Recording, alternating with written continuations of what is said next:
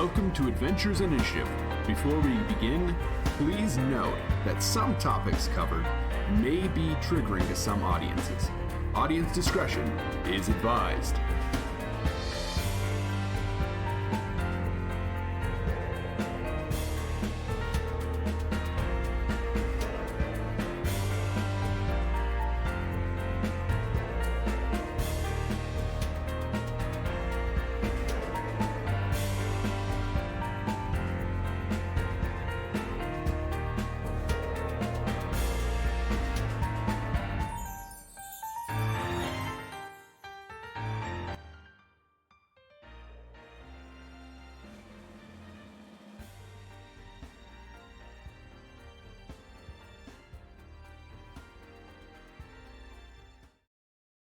Everybody, and welcome to Adventures in Initiative. Usually we have Valmir during this time. Unfortunately, we are unable to do that. So we're here for a one-shot. Hi, everybody. It's good to see you all after Christmas, and Happy New Year. How you guys doing?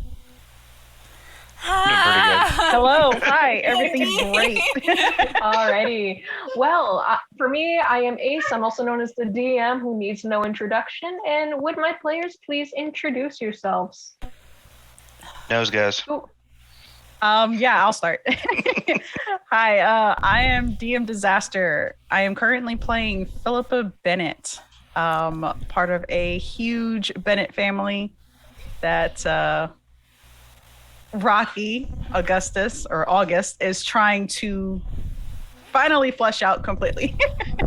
You can catch me on TikTok, DMDisaster. You can catch me on my channel, Rolls After Dark, where we stream Ace Held On and / Curse of Strahd on Wednesday, 7 p.m. Eastern Standard Time. Now, Rocky. You forgot your favorite potato. Oh, yeah, my favorite your class, potato. your class. My class, Cleric. Ooh. I am a Death Domain Cleric. And favorite potato is French fries. Yummy. Okay. Hi, I'm RockTheChamp. I will be playing August Bennet, who is an assassin rogue spy. There's backstory, guys. We're not getting to it today.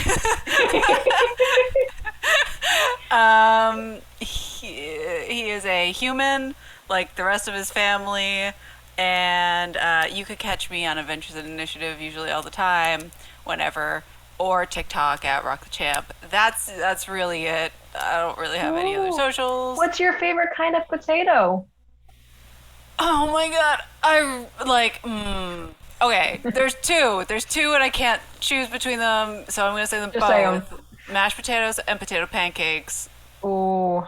Both. Yummy. But like good fair potato pancakes, like super greasy and like just like The good potatoes. nom. Yes. All the carbs. All right, who's next? I think I lost it. Nose goes, so I'll go next. I am TonyWillEdit on social media, and I'm going to be playing Pistachio McFarlane, the Barbarian. You can find me, of course, on TikTok, but also on Inforas on Tuesday nights with Ace as the DM. We're getting that started back up at the end of the month here, so I'm very terrified for that. But it's going to be a good time.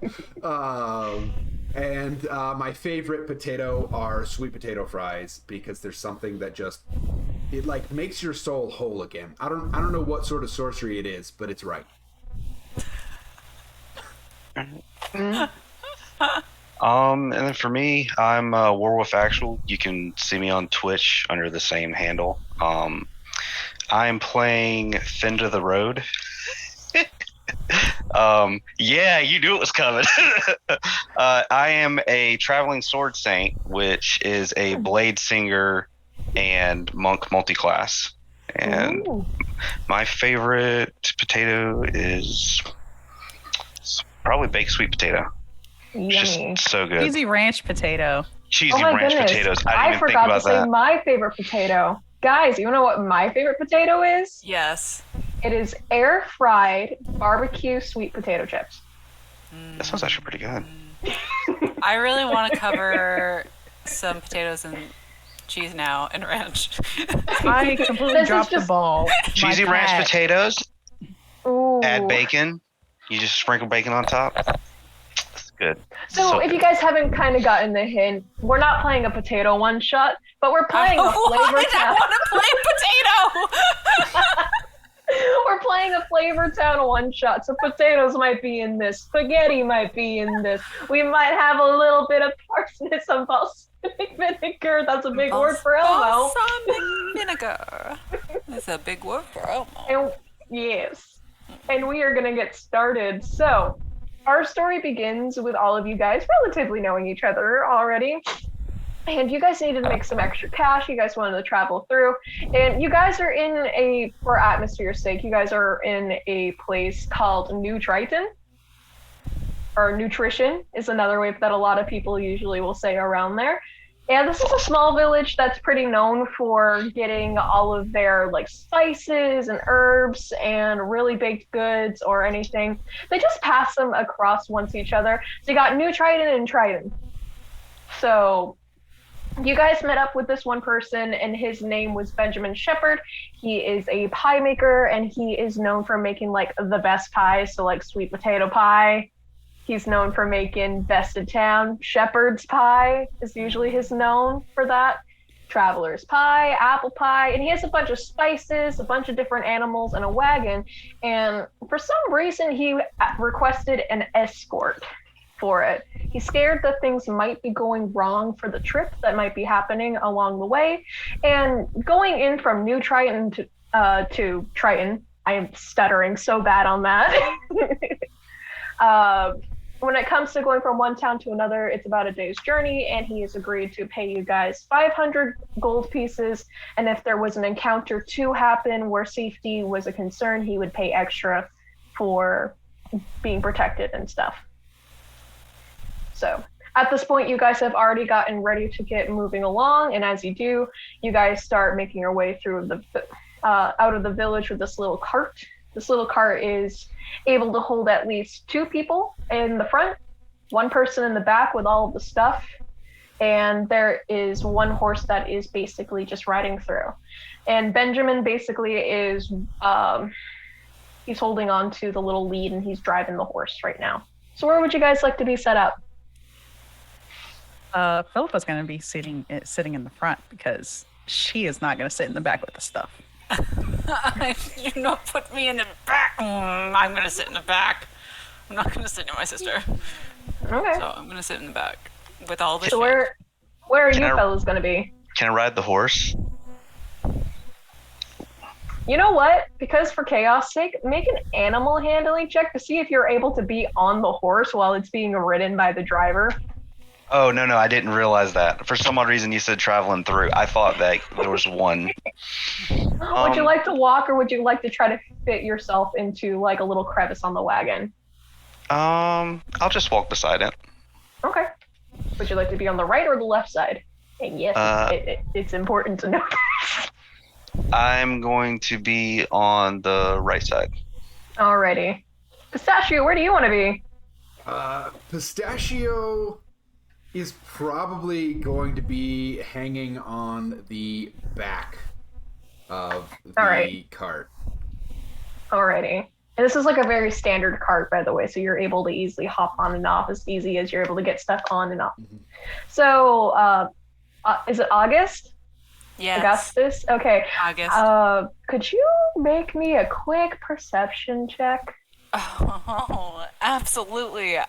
I am the worst rogue at perception. Let's do. All right. Not bad. 15. All right. As you're sitting in the back, you see all the crates. You hear the buying of some sheep. You smell the spices. Some of the spices that you smell is like nutmeg, cinnamon. August is totally picking these things up too, and just like, Yeah, you smell like a little bit of rosemary. no. You're just seeing like a bunch of different stuff. But as you get close to one of the carts and stuff, you kind of hear a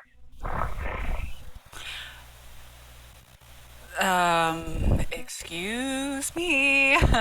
Didn't mean to do that. I poke it. I like nudge As you do, you just hear like, I don't know if you can hear it, just little scratches coming from it. You know, there's probably a reason you're in the box. Oh, Mr. Shepherd! And I'll like... Oh yeah, what's up? What can I do for you? What the fuck is in this box with me in the back? Well, I got Just watch your language. I told you this in the paper. I got livestock. Is it going to eat me? What are you talking about? I got livestock. We're fine. Don't worry about it. You can I'm gonna actually roll an insight check. I guess it's like, oh, good. What is that? Is that a 9? It's a 9, please. Sorry, I'm looking. Insight. 8. It's a -1. Don't worry, I rolled a 2. Okay, great.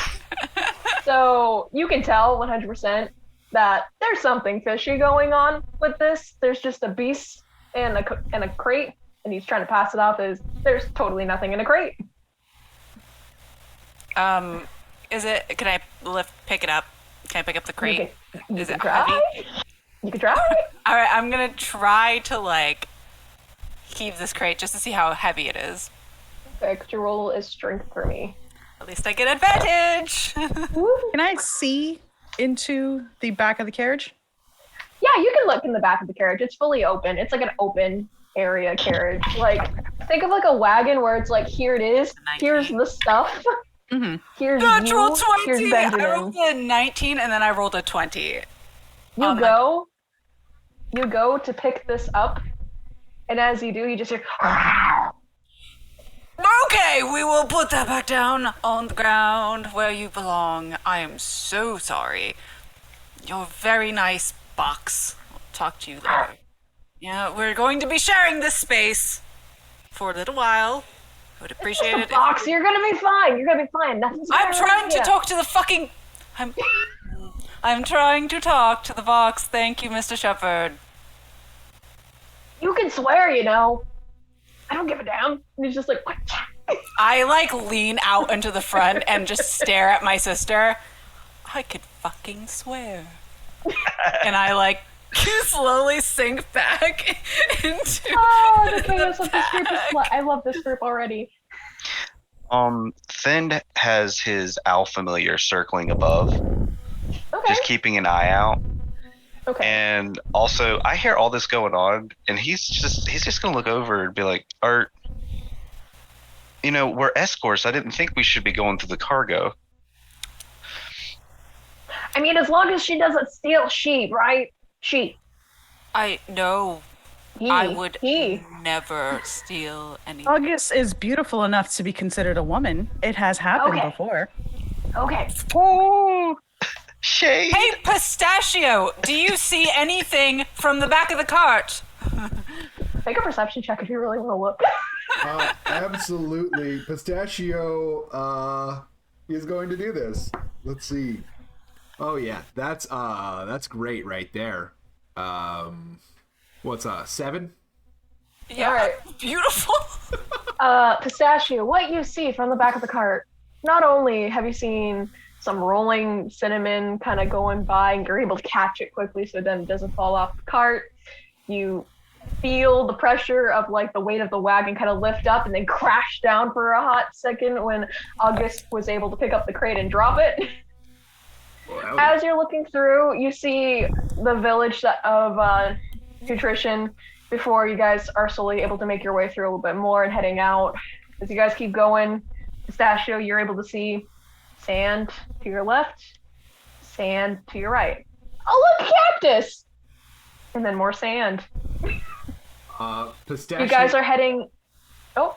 Pistachio is, as long as there's nothing of note in the back, he's probably going to climb into the back of the carriage and sort of speak of... Well, it sounds like we need some... I don't know what that accent was. It sounds like we need some sort of a song to get us all together, and pull a banjo out. and start camp counseling this. Oh no. Okay. Ace the DM hates the banjo. Ace loves that Pistachio has the banjo. August suddenly feels trapped in the back, and he's like, "Oh no." Okay. Banjo, perfect, beautiful. Send. I have a quick question for you. With your familiar, are you able to hear things with your familiar? Are you able to see things with your familiar? What is your familiar able to do? When it's within 100 feet of me, which is just flying overhead, it can actually give me warnings and stuff telepathically. It has keen vision and hearing, and gotta pull up the sheet. That means it has advantage on perception checks, and it has a passive perception of 13. Okay. So as your familiar is circling around this little area, it kind of, because you have perception and stuff like this, in your passive perception, it would pass through. You hear it hears a very, very faint help off in the distance, away from the main road.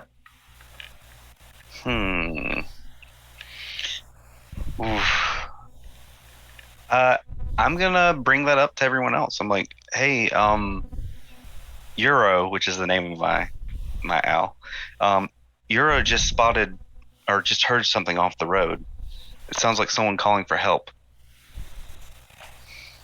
Euro would be able to hear more of a agonizing help as it kind of goes through again. Should we help or should we continue on our way? I mean, technically it's up to our employer. Listen, as long as I'm still alive by the end of this, just keep me alive, okay? I'm okay with taking a pit stop. Just know I'm not helping any of you guys. You guys are here to protect me. Understood, sir. This NPC is not fit for fighting. How guilty would my conscience be if we don't do anything? I mean, what was the help like? Was it like, help? Or was it like, Was there a sense of urgency to the help? Yeah. There was a sense of like agonizing pain. Okay, no. As long as he says that it's fine, I'm going to have Euro kind of guide me in that direction, and I'm gonna head that way. So are we splitting the party? Is that what I'm hearing? I hope not.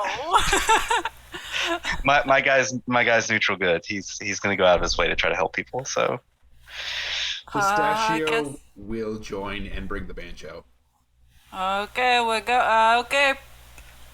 We're going. So to give you an idea of where you guys are placed, there are dunes on one side, so it's kind of semi-rough terrain on the left side, and it's also on the right side as well. Pistachio and Fiend, you guys would have know that the crying kind of came from the right side, so you guys are trudging up the sand, and it's awful to get in, but for some of you, it might be like, ooh, this might be a really cool thing to do for a slide, if need be.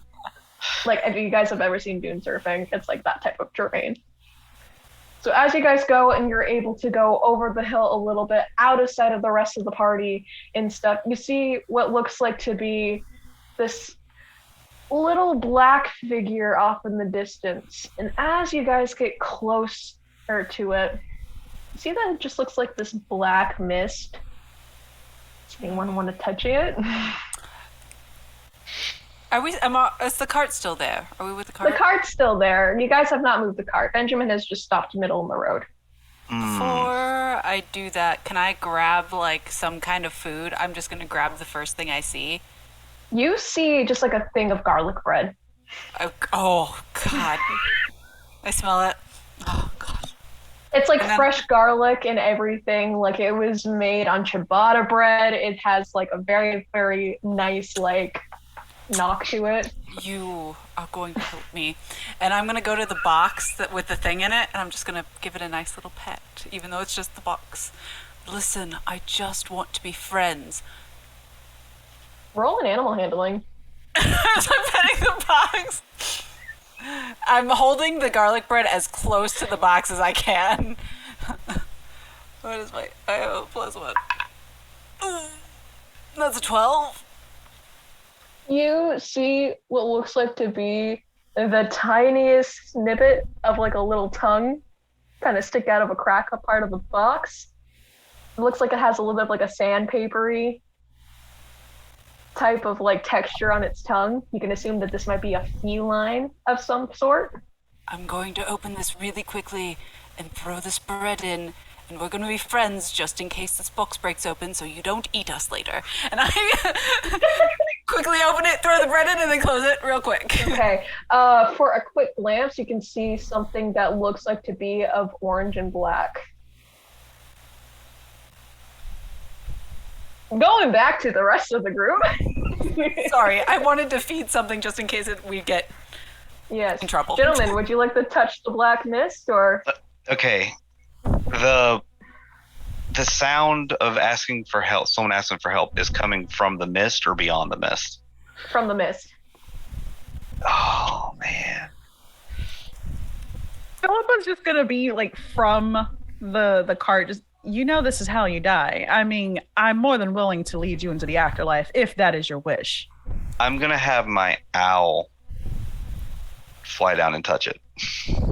As your owl flies down to touch it, you notice that it vaporizes completely, as if it was an illusion. As those that are at the cart all of a sudden see or hear just pow, pow, as they hit the cart a little bit. I need you guys to roll for initiative.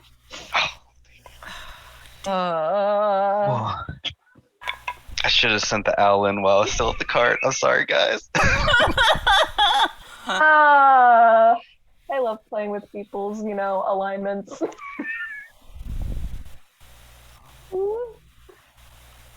Okay. If it makes you feel any better, I rolled terrible for the initiative order. I didn't. So that helps a bit. Yes. As in, you might be lucky. And also, you guys are level 8. You should be fine. Everything's fine. I rolled an 11 for initiative. Ooh, I rolled a 10. I have +5. I'm just gonna use my pens quickly. I got a non-nat 20. Well, at least one of us rolled really well. All right. And I got a 24. Ooh! Show off. So I have +6 initiative. Show off. There you go. have to be one more than I am. First, second, third, fourth, fifth. You pretentious douchebag. Whoa there, Nelly. All right, so initiative order. You have, as those arrows fly through, you see just Benjamin be like, I'm going to the hidey hole. And he kind of just like hides himself in the chair, driver's seat, as if it was like a little trap door that's able to hide him. Top of the order is DMDisaster. On deck will be Tony. Then it's going to be Thug 1. Then Rock, James, and it's going to be for the last one, it will be for the other Thug. So. I rolled a 10. I'm lower. Oh. Vice versa. Switcheroonie. We're going to do a quick erase. It's fine, guys. It's great. I'm fine with my life choices. Ugh. Alrighty. So, DMDisaster. As you go, at the top of the dunes, you see what looks like to be two semi-cloaked figures and dressed in like black and purple and red and kind of blend in a little bit. They look really, really bright for a really, really dry area. But they did just shoot arrows at you. So what are you going to do? I am actually going to... How close is August to me? You're still in the cart? I'm in the back of the cart. Probably Yeah, trying to she's get out. going to reach over and just touch him on the shoulder. Please don't die. And going to cast Death Ward on him. That's embarrassing. Yeah. All right. And yeah, she's just going to use the rest of her movement to just stand at the back of the cart. There you go. Alrighty. So then next up is Tony. Pistachio, what are you doing? And you said the mist disappeared. Was there? It dissipated. Was there anything in the mist again, or was it just the No, bandits on the hill? no. At this point, you would have learned that you don't even know there's bandits up the hill right now. You just know that this was a trap. Okay. You can just tell that this is just an illusion, like a minor illusion. It would seem that we've been had. Seems so. Well, Back to the cart. Let's stroll our way to the cart with no impending doom whatsoever. And he's gonna play the banjo and whistle on his way back. Unaware. So just so you guys know, it is rough terrain, so you guys are making it up half the doom. And everyone at the cart can just hear a banjo off in the distance. Oh my god. I can just imagine Like- someone back at the cart. Stop playing your damn banjo! We not under attack. Is this Alright. okay?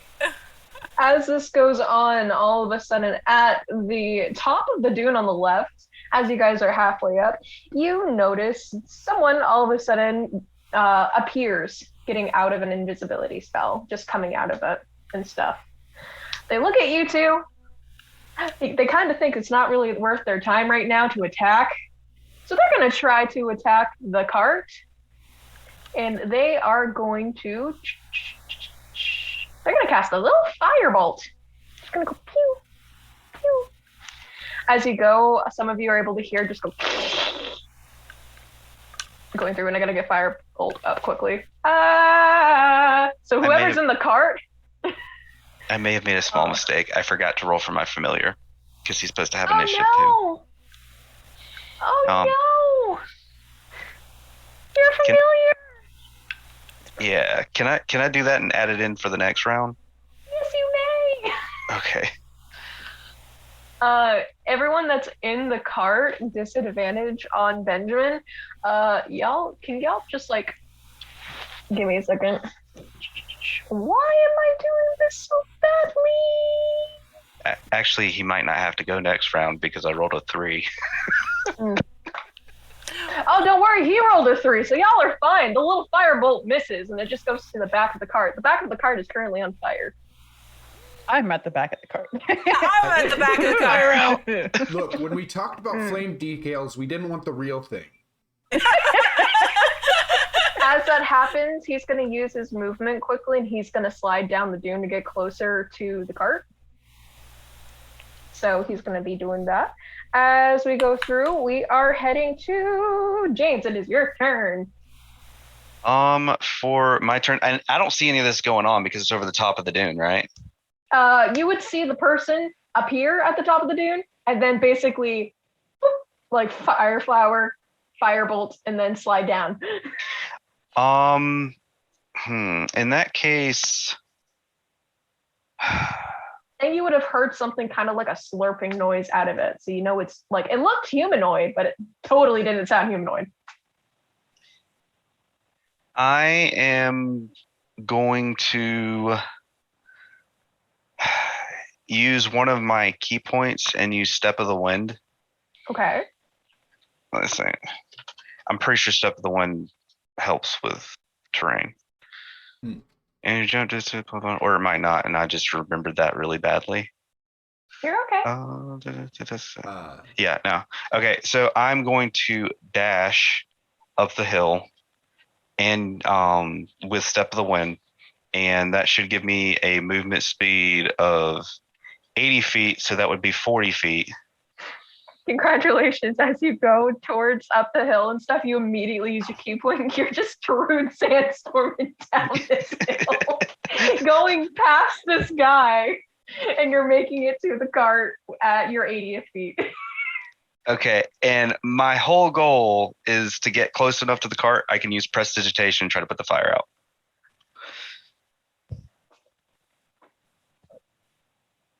That's beautiful. Okay.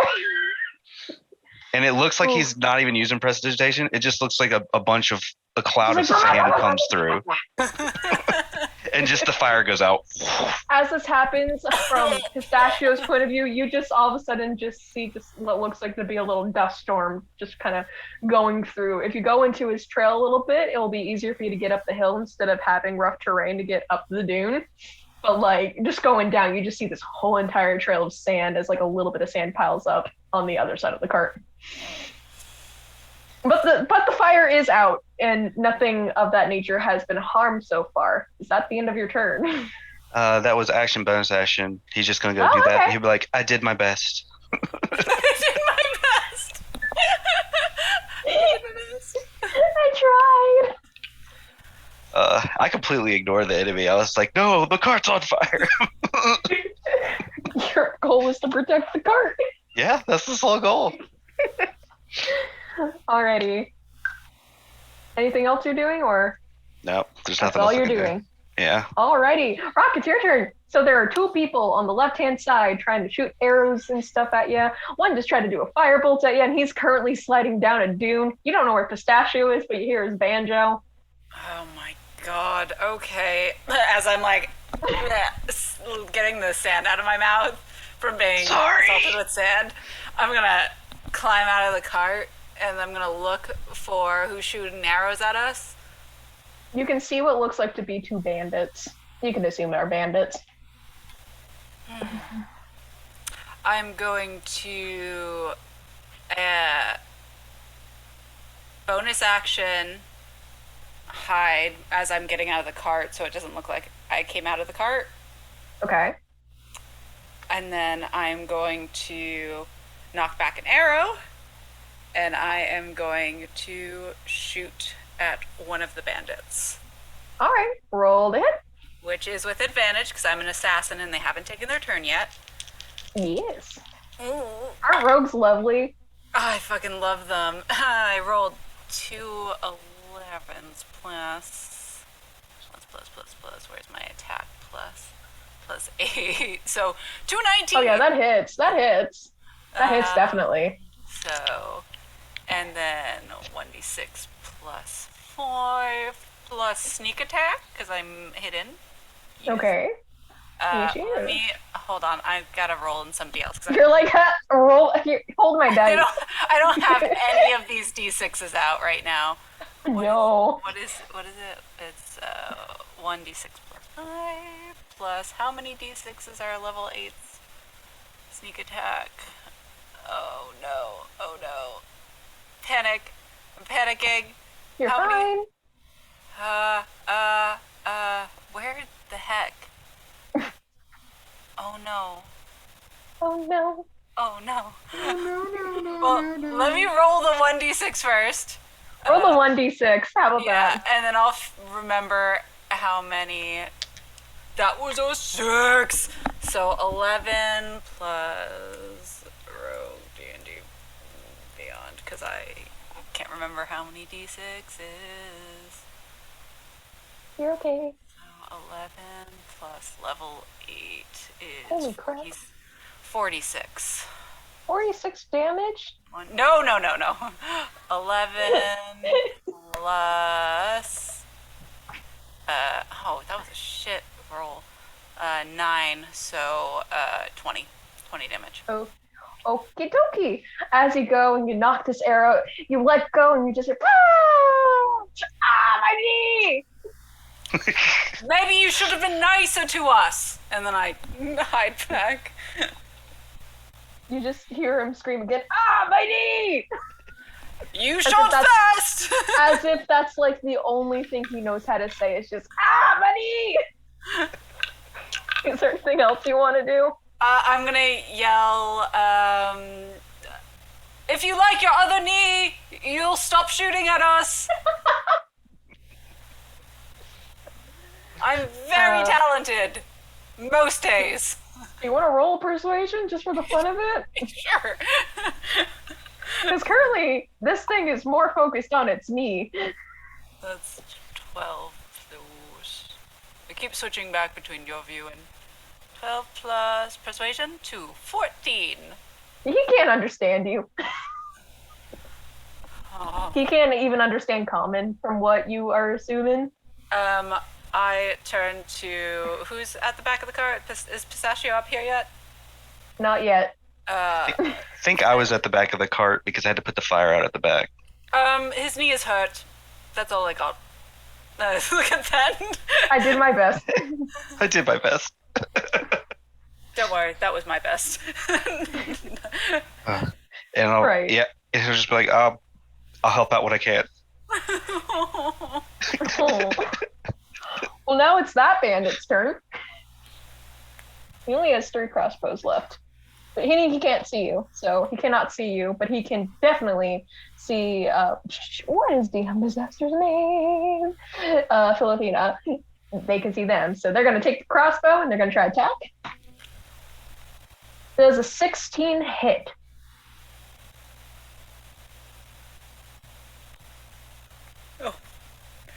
Does it hit who? Me? Does it hit you? Oh my god, yeah. Oh, it does hit you?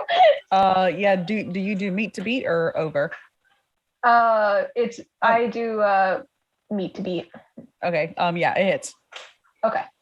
It's gonna roll as you all of a sudden hear just the air go woo!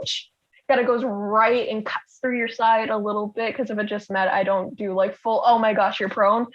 But you do feel a good sharp pain in your side as you look over quickly and see that there was an arrow that kind of pierced you pretty good. Just kind of went through and cut the little side of your hip as you take 9 damage. Gonna start Arrow's really screaming. bad. Damn, Kellenvor. That's what you get for my knee. I didn't shoot you. Wrong as person.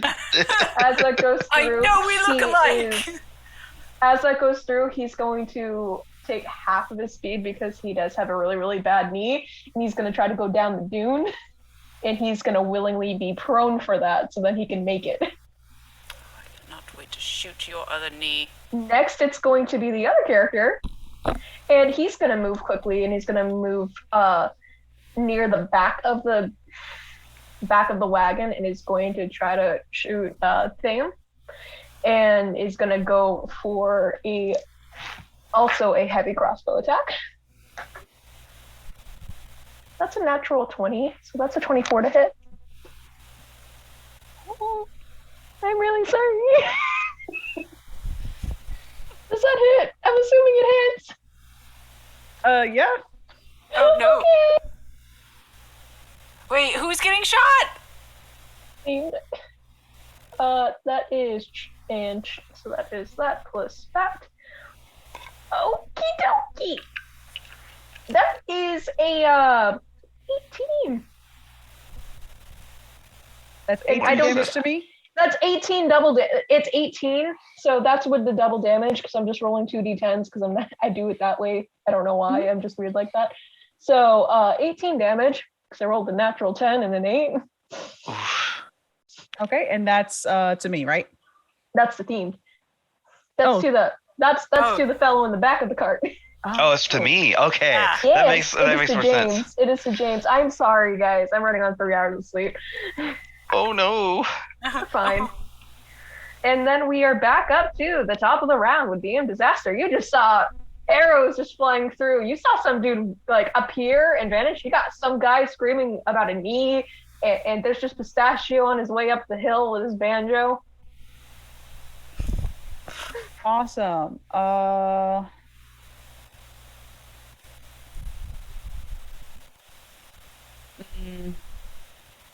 gonna look over at Then. Just, do you need me to heal you? That would be appreciated.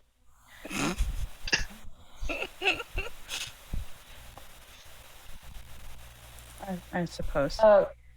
She's just gonna I'll like say lazily this. reach over and just touch his shoulder and cast Cure Wounds. I love that. I love that so much. Is that all you're doing for this turn, or are you gonna do anything else? Or Is I'm gonna cast it at 2nd level. That okay, is 15 healing, and I am going to take 30 steps away from him towards the dune. Alrighty. Also, my familiar at the end of that round is just circling overhead, giving me an idea of where everyone's Okay. at.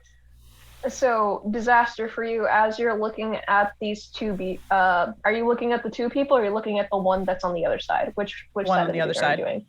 Okay. As you look at him and stuff, you notice that there is no aura around him.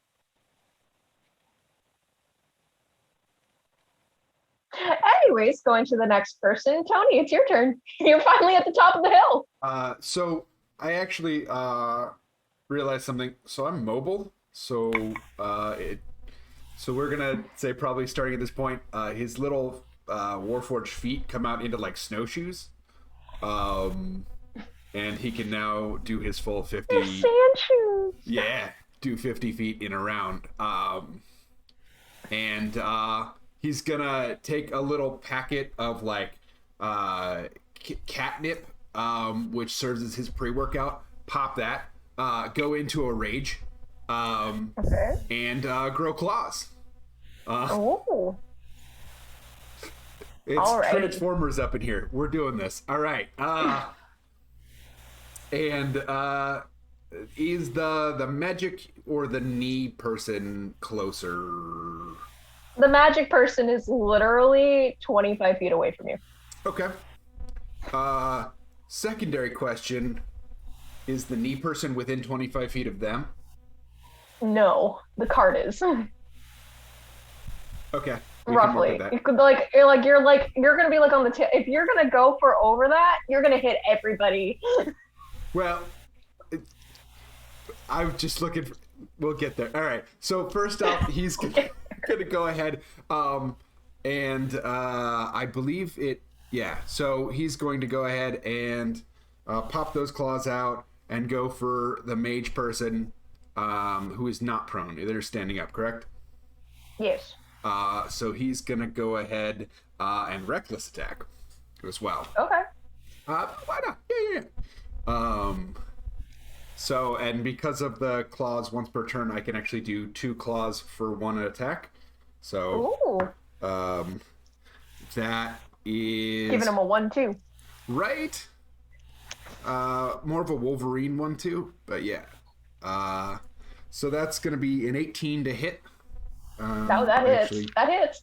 yeah, and then there's gonna be a second swipe. Which is only going to be a 13. Okay. That one just hits. Awesome. All right. Each one is D6 plus strength. Okay. I'm ready to write that damage. Give me the damage.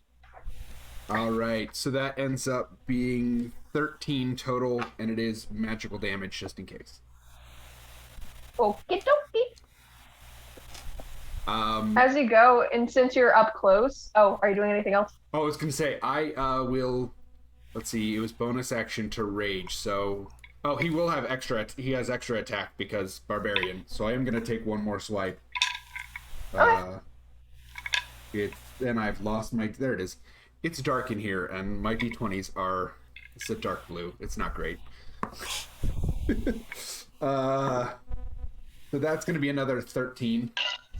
Okay, that hits. And so that'll only be 4 damage. Okay.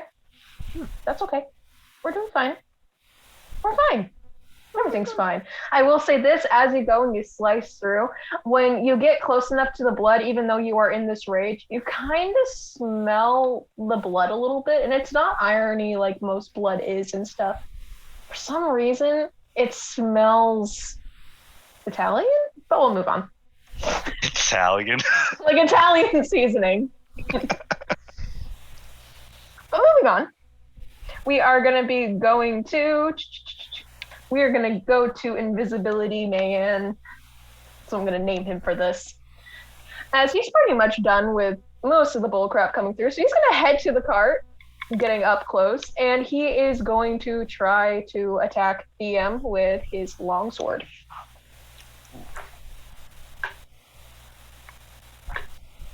With a natural 1. Ooh. As it goes and it swings to the cart. And he can't get it, so he's stuck, so you have an attack of opportunity. Oh, in that case, I'm going to use Warcaster, and I'm going to use Booming Blade. I said for DMDisaster. Oh, I thought you said Thin. Nope. But there's an attack of opportunity because he's like, oh no, I'm stuck. Yeah. I will do that. I have Warcaster. So attack of opportunity, I'm going to cast a spell Okay. as an attack. Okay. I'm going to cast, if I have one, Guiding Bolt. Ooh. That is 24 to hit. Crap, you hit. God. You hit. Oh, 15 damage. Feel my godly wrath. Feel the power of myself. Yeah. Alrighty. And that is the end of their turn, which means we are now to James. And what are you doing? And what is your familiar doing? Well, the familiar acts on its own turn. Okay.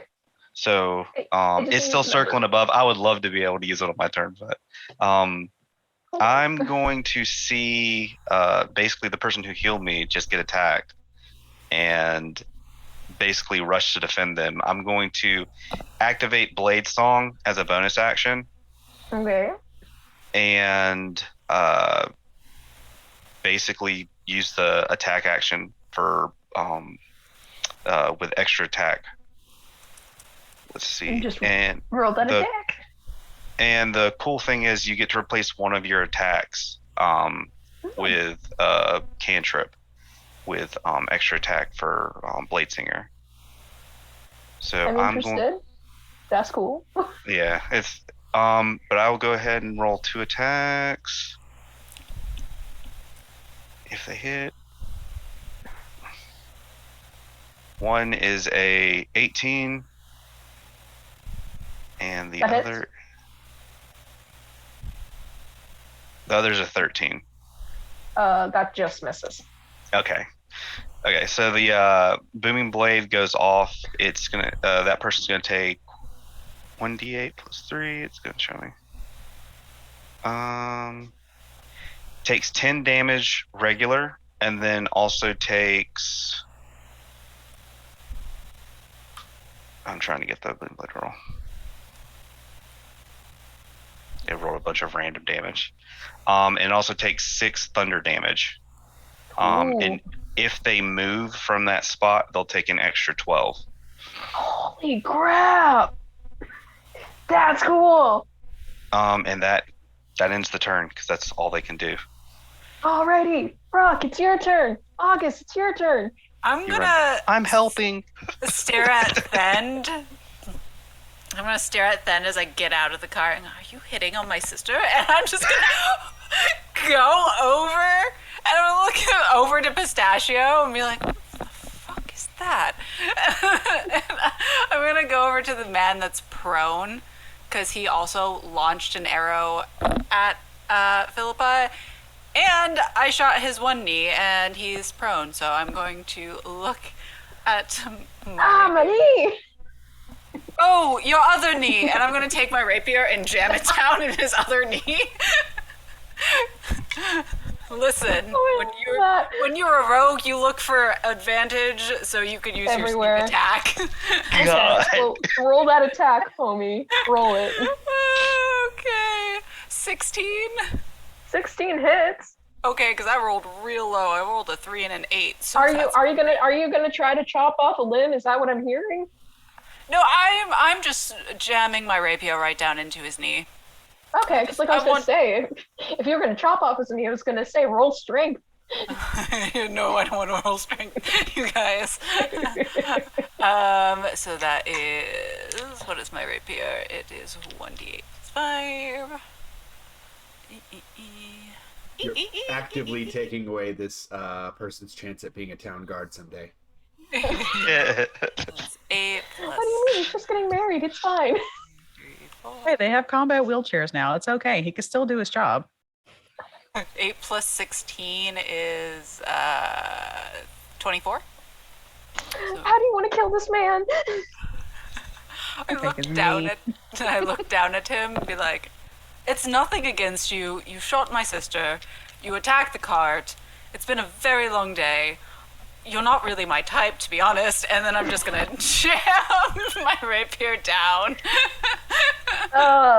As you do, you see the blood kind of splatter out through, and it smells like pasta sauce for some odd reason. Like, usually blood doesn't have that smell going through, but as you look up and everything else like that, you see what looks like to be some sort of like noodle just coming out of his nose as he is now dead on the ground. Hey guys, I hate this place, and I turn around. Alrighty. And now, since it's not that thug's turn, we're going to the other thug.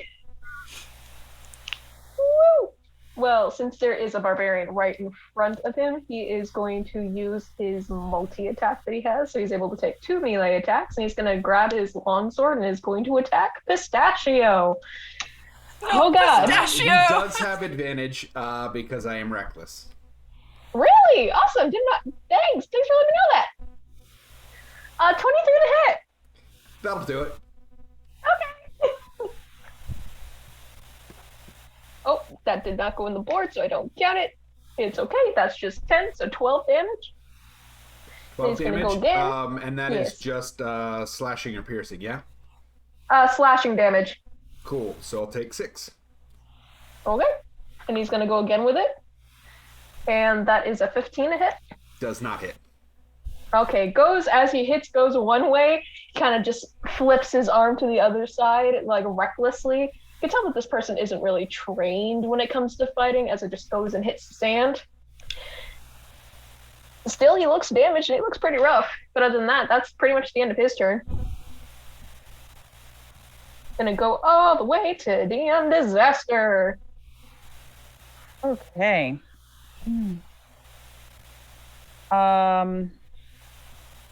I'm gonna look around. Can I see anyone's life aura aside from my companions? You can see Benjamins, you can see the animals that are in their little crates, you can see the aura of what's in the crate that is concealed mostly. You can see all of your party's aura, but you can't see any of the other people's, like any of the bandits. Okay, good to know. Just also a friendly reminder, you do have resistance against fire damage. Yep, so I am going to walk over. Actually, no. I'm going to just stand where I'm at, and I'm going to cast Ray of Sickness on the one near Pistachio. All right. Do I need to roll for anything, or what do you need me to do? I need to make a ranged attack, and then you need to make a con save if I hit. That is a 17. Okay, that hits. And yes, you need to make a con save. Okay. That's a 2. Awesome. That is 12 damage, and you are poisoned until the end of your next turn. Okay. Awesome sauce. Coolio. Hey, Pistachio, it's your turn. Is there anything else you want to do? No. Okay, then it's Pistachio's turn, and on deck will be Magic Man. I forget, does poison give... poison just gives you disadvantage on a bunch of stuff, doesn't it? It doesn't give other people advantage. No, it's just, disadvantage. Then I'm going to go reckless again. Okay. And we'll start with, like I said, I've got 4 attacks this round since I have a bonus action this time. And we'll start with the mage. Okay. And if there's anything left, then we'll go after the sickened. The sickened boy. Okay. So that is 23. That hits. That hits good. And then that's 4 damage. Yeah. The second one, that's a 24. That also hits. Another 4 damage. This man. This likes 2. This poor mage. two damage? 4. Oh, 4 damage. Okay. But my dice he's really looking, likes 2s right now. He's looking pretty rough, I'm not gonna lie. That is a natural 20. Okay, so double damage yourself. Nope. Don't roll a 2. And that is... I rolled a 1 and a 3. So, you know... How do you want to end this man's career, though? I feel like he's gonna... I got the chance to be Wolverine here, and I'm totally gonna do it. He's going claws up in under here, pull up, look at him, and go, "Are you a meatball?" Before...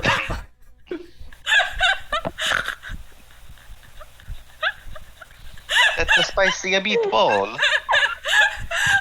Imagining a real world consequences, just like looking at someone and be like, "Are you a meatball?" And you just go, so as you go and scream, "Are you a meatball?" and you go and you jab your claws right up, you actually start to decapitate this person completely. As you do, you just see tendons that are just white and just sporadic and spazzing out as he falls to the edge of the cart, as blood just goes to the side of it, just squirting out onto the side of the cart. It's got a nice paint job of blood.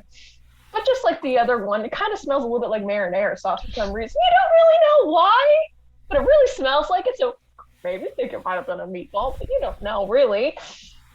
Awesome. With that, though, we only got one more person. This dude is quaking and sick. Yeah, and I have one last attack. So, because insanity of these claws. That's a 23 again. Okay.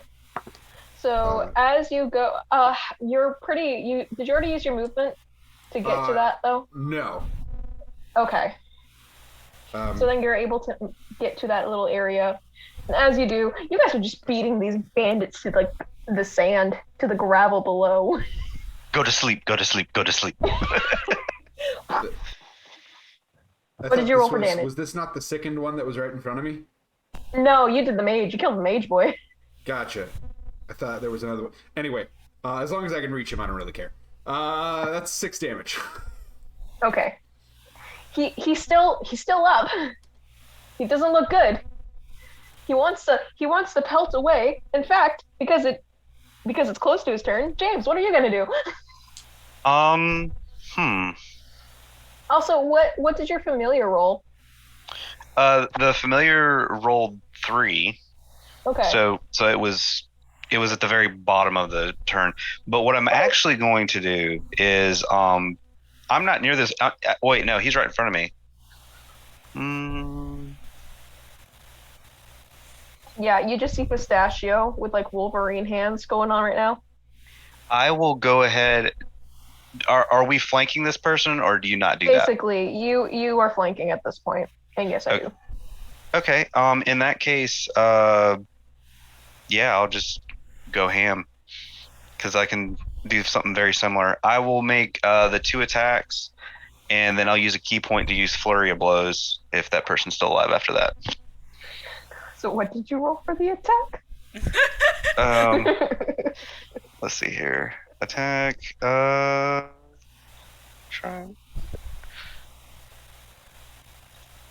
I apologize. It takes a second to get this thing to roll. You're fine. I'll let you know this. You might have the killing blow, so. Maybe not. 15 to hit. That hits. That just hit. And then the other one was another 13. Oh, wait, no. Those you said advantage, so. Yep. So 15 and. Unless this is a 20, it's going to be 15 and a 16. Okay. And one is going to be a regular attack. That is 11 damage. How do you want to do this? Basically, he's just going to take his sword and cut him right in half. All right, as you go and you cut him right in half, you see tendons starting to tear apart. You start to see blood starting to spew out. It looks nasty, man, to be honest with you. It looks absolutely disgusting as you cut him out. As you are finished with your slice and stuff, you see just half of him just topple over as the knees kind of fall forward towards you, as if it was somewhat bowing and then landing at the edge of your feet, dead in your presence. And I smell marinara. You smell marinara. You smell marinara. You see something white, kind of like just like pussing out, kind of like its veins a little bit, and the meat kind of looks more cooked in a way. That's strange. I'm like, does anyone else smell marinara sauce? You guys are out of initiative, by the way. Why do you think I asked if he was a meatball? Yeah, that's pretty weird. I'm oddly left hungry after a fight, which isn't normal for me. No, that's even weirder. I'm gonna... Pistachio, aren't all people who aren't Warforged meatballs to you?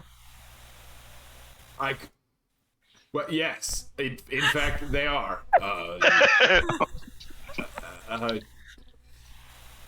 I'll have to think on this one some more. As this is going on, you just hear the trap door where Benjamin's been hiding this whole time just go, "Is it safe to come out yet?" Nope, you might well stay there for just a few more minutes. Yeah, Okay. just in case. Okay, so you're getting an extra 200 gold each of you. Yeah.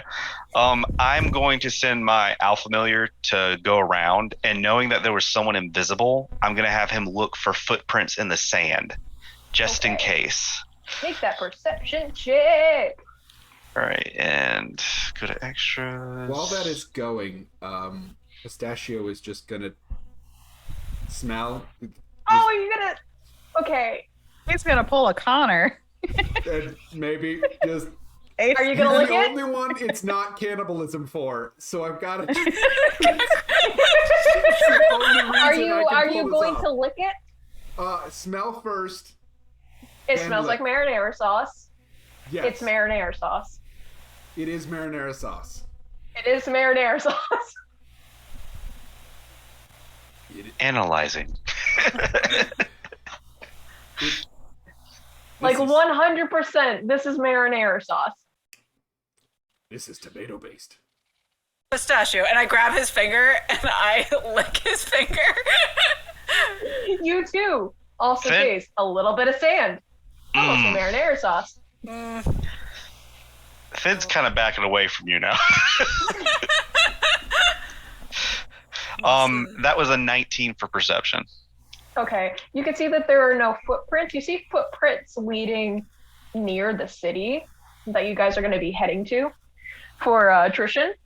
But other than that, you don't really see that many footsteps outside. You see some going out here and there, but it looks like they dispersed and met at a central point. Okay. From what you can All right. assume. All right. And so yeah, I'm just gonna say I think everything's clear, and he's just gonna be like, Mr. Benjamin, you can come out now.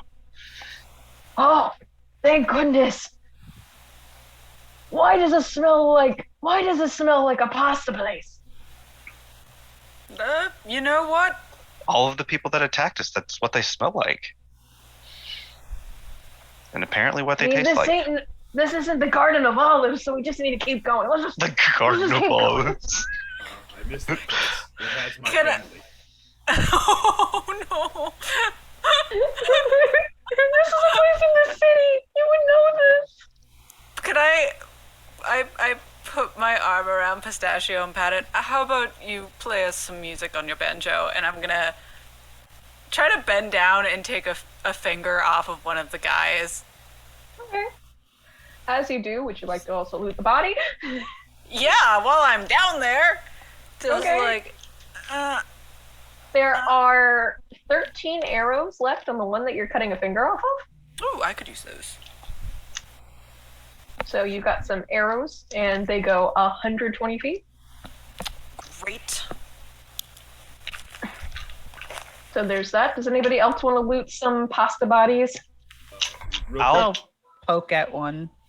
You can poke at one, and as you do, You just see it start just oozing marinara as you poke it here and there, and then all of a sudden one of the tendons from the intestines, because it got kind of shredded and kind of cooked even more because of the guiding bolts and everything else that was electricity-wise.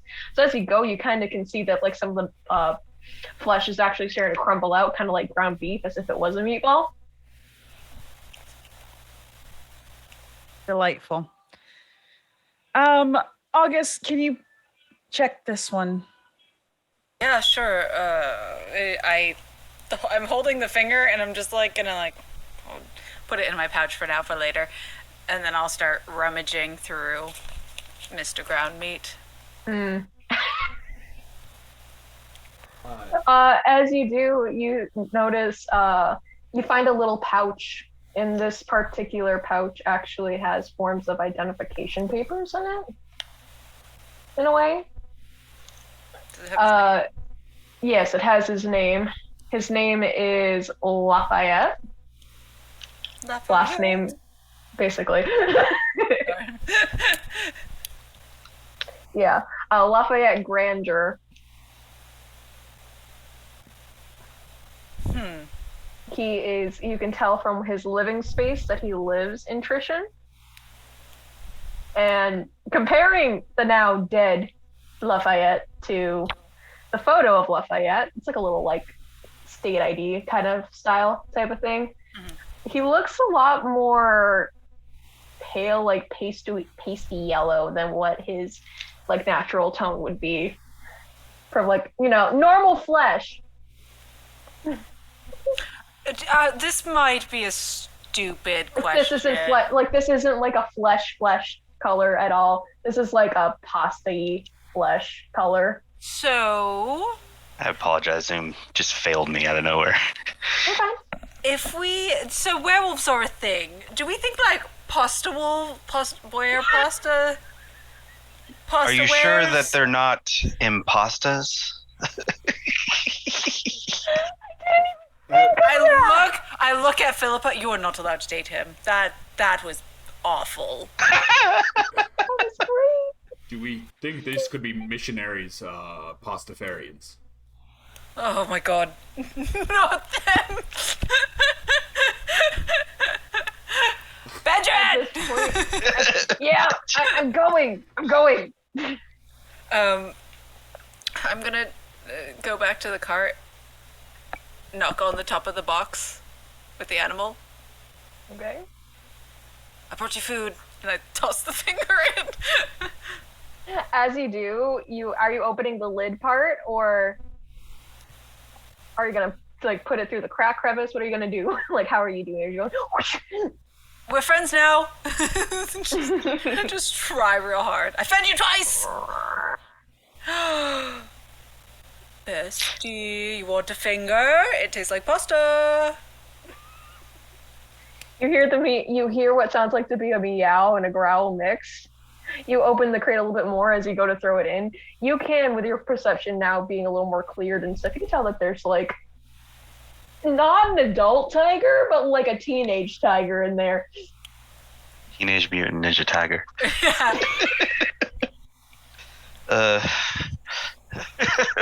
I can't play with this group. This is bad. It's all puns. Don't worry. You could say that you guys are saying pasta la vista to these people, but anyways. No. I can't wait. That's the next thing coming. Sorry, guys. I did want to know, because it broke out. We're already leaving the area, right? No one checked any of the Okay. Oh, we did. We checked bodies. The bodies were checked. Yeah. Okay. I was gonna try to do detect magic, but it's too late now. I mean, if you want to, it's just gonna be it's a bunch of now rotting pasta. I'm just gonna let you know this right now. It's all pasta. Oh, it's just all pasta. It's all spaghetti. Like, think like ravioli pasta for like holding the bindings together. Like this, it looks like a pasta humanoid pile of pasta. The ligaments are made of angel hair pasta. Basically. This is awesome. I'm pretty sure. Yeah. No, I'm just gonna get on and just leave. I understand that these are some odd form of flesh gold. Pistachio, could you play your banjo? I really miss it. Absolutely. Would you like to hear Kumbaya? You know what? Yes! I flippin' love that song. And I lean back and I try to pull just a pouch of, dry meats and stuff and just As you're looking through the back and stuff, you also notice there are some baked goods in there as well as you're trying to get some stuff. You can make a sleight of hand to try to steal some chocolate chip cookies. Actually, Benjamin, Yeah. What's up? you owe us some cookies, don't you? I mean, I got cookies. And you owe them want to them? us. I mean, I'm giving you 700 gold. Yep, they're ours, and I just take the cookies and I start That wasn't part of the deal. It is now. We just saved your life. Thank you, Ben. You are so amazing to us. You are fairy god. I hope you're not allergic to butterscotch. As long as it's not bread pudding, I don't care what you put in here. And I just start passing out chocolate chip cookies to everyone. Yeah, I'll They are butterscotch, chocolate chips, by the way. Butterscotch chocolate chip cookies. I give Fen the smallest one. Okay. That's okay. I understand. Oh, Oh, now I feel bad. Okay, and I give him a bigger one. All right. So as you guys are going, and you guys are going, making it closer and closer to town, it's starting to get a little bit darker. As you guys make it to the walls of Trishan. This is an older city, but it's a very well-known city as well. So there's Trishan and New Trishan. They are both known for their herbs, their spices, their trades. This is like the food market of food markets, basically. Like if Whole Foods, Costco, and like any other like marketplace was a thing, this would be just a whole city about it. They are just known very strong for their tasty foods, their good living, their hearty meals, and their beer. I'm guessing the whole city smells like spices. That's got to be Oh amazing. yeah, this place smells like it's like every cooked meal that you can think of other than the seafood, because they are in a semi-desert is there. Are you saying that we could find curry? I'm saying you can find curry, you can find Thai, you can find... Actually, I have... For some of you guys that want to know, we'll pull up the book. There are things such as honeyed fig tarts, cheese and hand pies. There are stewed woodchucks with the seasonal roots of the national area. There are some pheasants with breads and wine and gravy. Do you want me to keep going, or you guys got the idea? That sounds delicious. For drinks, they're really good with their house dark ale and their dwarven mulled wine. Pistachio. Yes. So I know we're human, which, makes challenges a bit hard on some things. Do you have regular taste as like a warforged, or no? I have receptors, yes. I was just wondering that we have this challenge where kind of created, and I pick up cinnamon from the side of the cart. Oh, man. Are you gonna do the cinnamon challenge in D&D? I really want to know if warforges can taste cinnamon in a large amount. But I don't want to hurt you if, you're not brave enough. I am absolutely brave enough, and he will take the cinnamon and spin the cap off, and just... Oh no! I mean, do What warforged do need to tell breathe? you to roll? I don't know what to tell you to roll. I'm gonna treat this like swimming. Roll a Constitution. See if you're joking. Absolutely.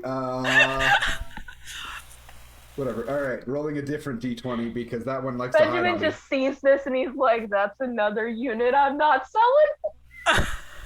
selling." Side note: Warforged don't have to breathe, which is so. Oh, okay. Let's just see how this tastes in your system. Absolutely. I just wanted to check. Okay, so that is you a just brought me back to 23 middle school. Constitution. Wow. It burns. It burns hard when you're like swallowing it down. It's hard to swallow, but you're able to manage to do it. And you can still breathe, obviously, because you don't really need to breathe. So you succeed in that challenge, but gosh, it's gonna hurt later. I can't wait till later whenever he gets in a fight with somebody, just blows in their face. It's all cinnamon everywhere. Pepper spray. That was so. I just pat him on the shoulder and, hand him a gold because I'm so impressed. I don't even know if I should be giving you this, but sure. Yes. Good job, Pistachio. Thank you. Why is it spicy? Why is it spicy? This has just turned into a meme one shot. Got it.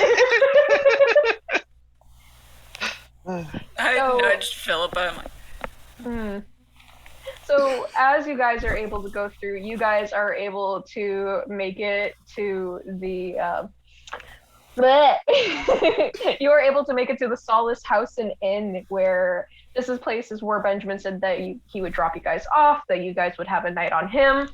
You guys can have food, wine, whatever. You guys got paid $700 right there. Like, thank you for making sure all my precious cargo, except for my cookies and cinnamon, apparently, are here safely.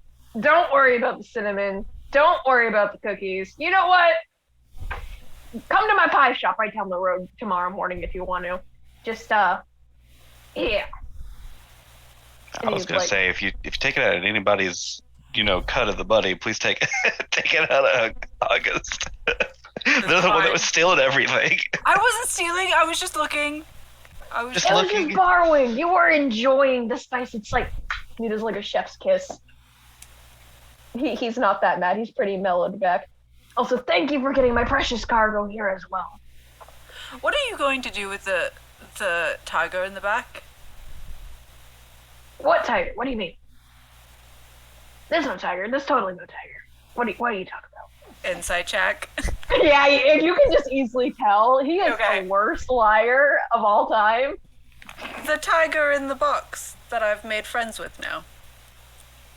Oh, that tiger. Yeah. Well, see now.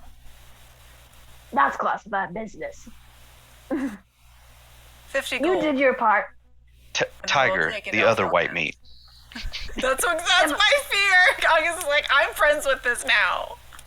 75 gold. Sure. Okay. And He's like, give me the money first. All right, as you do that, he's like, so, a lot of people have been going missing, and my sister's been missing for a while. Her name's Courtney. I don't think you guys will find her or anything, but off in the distance, and like he kind of points over and stuff, and you see what looks like to be this big temple, and it has like this gorgeous like accents to it that kind of go through. You could know that like on the sign that says that this is called the Aroma Temple. So it's like the highest place. It's going to be used for a sacrifice. I just really want to find my sister. They're going to use... They were going to use a tiger for a sacrifice? That's what they said they needed, but it's going to stay in the crate. I'm bringing it there in the morning. Just don't worry about it, kids. Don't worry. So if we could find your sister, we could save 2 lives. I mean, if you can before the tiger, like, I gotta do it. I'm gonna be doing it tomorrow afternoon. No, take my 75 gold. We'll find your sister. I'll give you the 75, and then I'll give you, like, 3 batches of cookies. How about that? And if you make it out alive and there's, like, and she's perfectly fine, I'll add in another 200 gold for each of you. And a discount on my pie. All Finn's understanding is money. Money? I am easily motivated. 200, it's like 250 gold each pie and the 3 batches of cookies on the house. I love a shepherd's pie. That sounds delicious. Apple pies. Yes! Oh. What? We'll find you a shepherd's pie somewhere, Thede. Thank Alright, you. well, Thank you. Why does the ceremony have to be tomorrow? because that's when all the trades are coming through, and we're having the Spice Fest. We're gonna be having basically all the wonderful people that come here to buy stuff, and it's like a big Martin carnival for just trading. And Sacrifice it's like a usually important. pig. Oh, for the aroma temple. Okay. That's just for that's just what they said I needed to do. I mean, if you want to talk to the bishop, Bishop Joe is somebody that you can talk to. Bishop Joe. It's a pun on the restaurant Aroma Joe's, guys. Bishop Joe. Bishop Joe. Okay, these are places you can visit within the place. So not just the Solist house and inn, but also you are able to visit the Olives of Gardens, the Brotherly Butchers of Five Guys, and the Aroma Temple by Bishop Joe. The Brotherly Butchers of Five Guys. Also, I would like to visit the Garden of Olives. That sounds pretty good. I've heard great things about their endless sticks of bread. Oh my god, and the sticks of bread? Yes, endless. Never wanted also, anything more. we just got raided. So thank you all for coming in. Really? Hi everyone, welcome to the chaos that is food. This is food. Do they allow tigers in the Temple of Olives? Olive Garden temples? Temples Garden? I'm just leaving it in the crate. Because I don't think people want to know that there's a tiger in town. It's a You know how small hard it was tiger, for me to get apparently. that tiger? It's just a I really would go- large house cat. Yes. I had to go all the way to the jungles of Savannah to get it. I could convince everybody it's just a house cat. I'm very good with my words. If you got a spell that reduces its size, then maybe. Spell? God, no, I don't do spells. I'm sorry, I don't do that spell. I'm just slow looking over to Phillipa. Well, No. have you guys ever had pheasant before? Have you guys ever I had that don't before? deal with the peasants. I'm sorry. God. He's gonna give each of you 6 silver. It's like, just get yourself something to eat. Just go eat. Don't.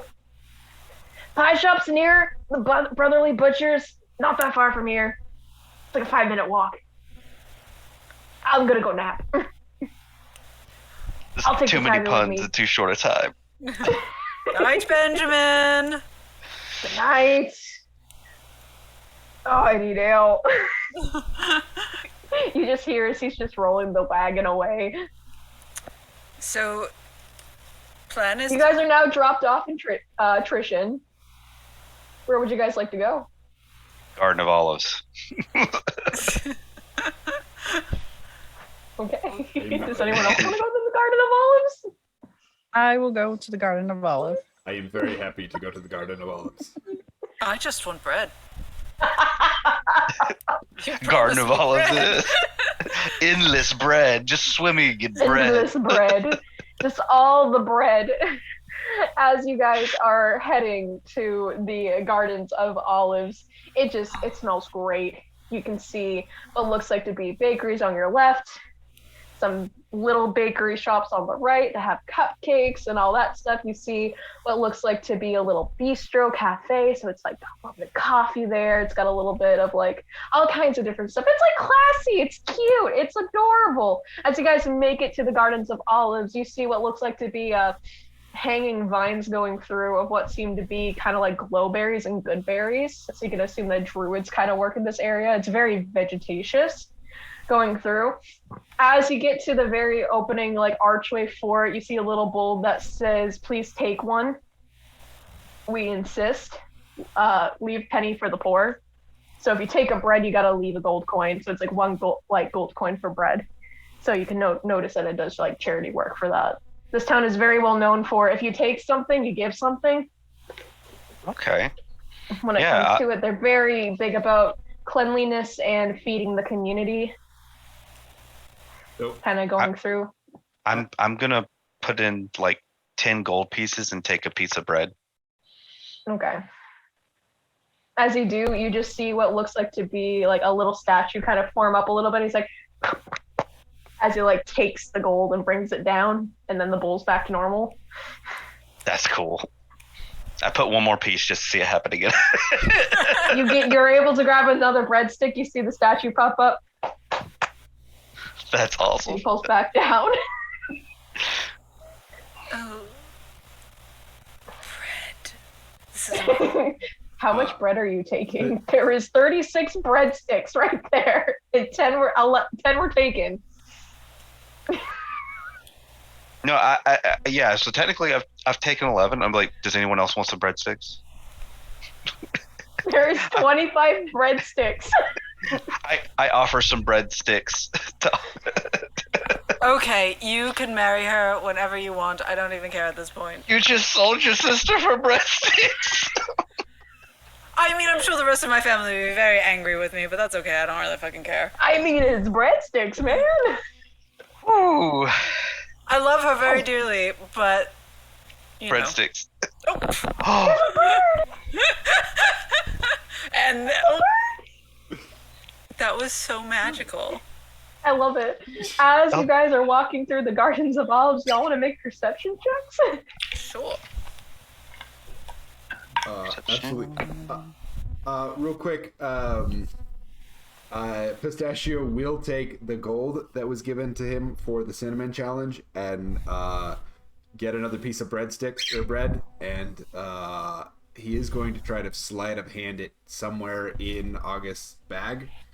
So Comfort that just bread. someday there will be a fortunate piece of bread.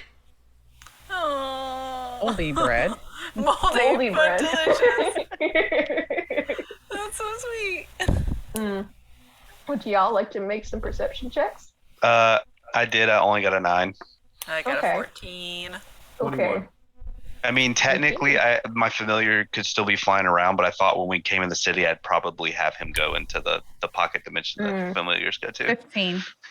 15. Okay, so for the lowest one, which I believe was 9, correct? Yeah. You were just like pizzazzed by all the lights that are kind of going through. It's slowly starting to become nighttime as you guys are going through this. You see the glowberries start to really shine and show their like orangish glow. You see people like walking around just having a good time. It's a very mature place. There's like not a lot of children that are kind of running through there at night.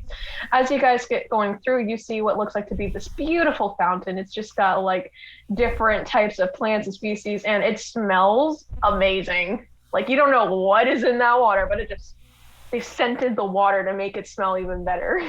Ooh. August, you should go take a bath in there. Spruce yourself up a bit. You know, I do love a little bit of attention from people, and I could use a bit of a wine bath every once in a while. Are you getting closer to the fountain? I'm just curious. Sure. You notice that there's like, it's a wishing well kind of fountain. So there's like copper pieces inside of it. I lean down. Phillipa, come look at this. Oh, no. Come here. And she'll walk over. What? I splash her with the water. I'm watching this all go down right now. He's just Yes. eating the bread like it's like. Did you ever see the things where the guy's eating popcorn? Yeah. You're just He's eating taking bread. As this is going on, Pistachio, with your 21, you're able to look around and see that the statue kind of looks, you've seen it before when you entered in, and you kind of saw it a little bit with the accent of the temple, as if these type of statues were kind of like, you can tell they look kind of like salt and pepper shakers, by the way. But you can tell that these are just, they're gorgeous, they're interesting, but why are there so many statues here? It's like, yes, it's nice to have one memorial, but why would you have one like in an accent for a temple, in the middle of a garden of olives, in the entryway when you guys come into the town? Like, just something that gets the mind picking a little bit. Maybe they're just extremely pious. You never know. As this is going through, is there anything you guys want to do at the Olives of Gardens? I'm gonna go hit up that bistro. I would like to drown August. No, my strength's Is this really gonna turn bad. Is this a turn of a TPK of its own party? Listen, when you're siblings, it's always TPK time. If you think about it, you're just baptizing them. It's just you're taking a really long time to baptize them. That's all it is. I'll say that with your guys' competitive strengths and stuff like that, you just casually just push August into the fountain. So now you are currently drenched. I will trip in.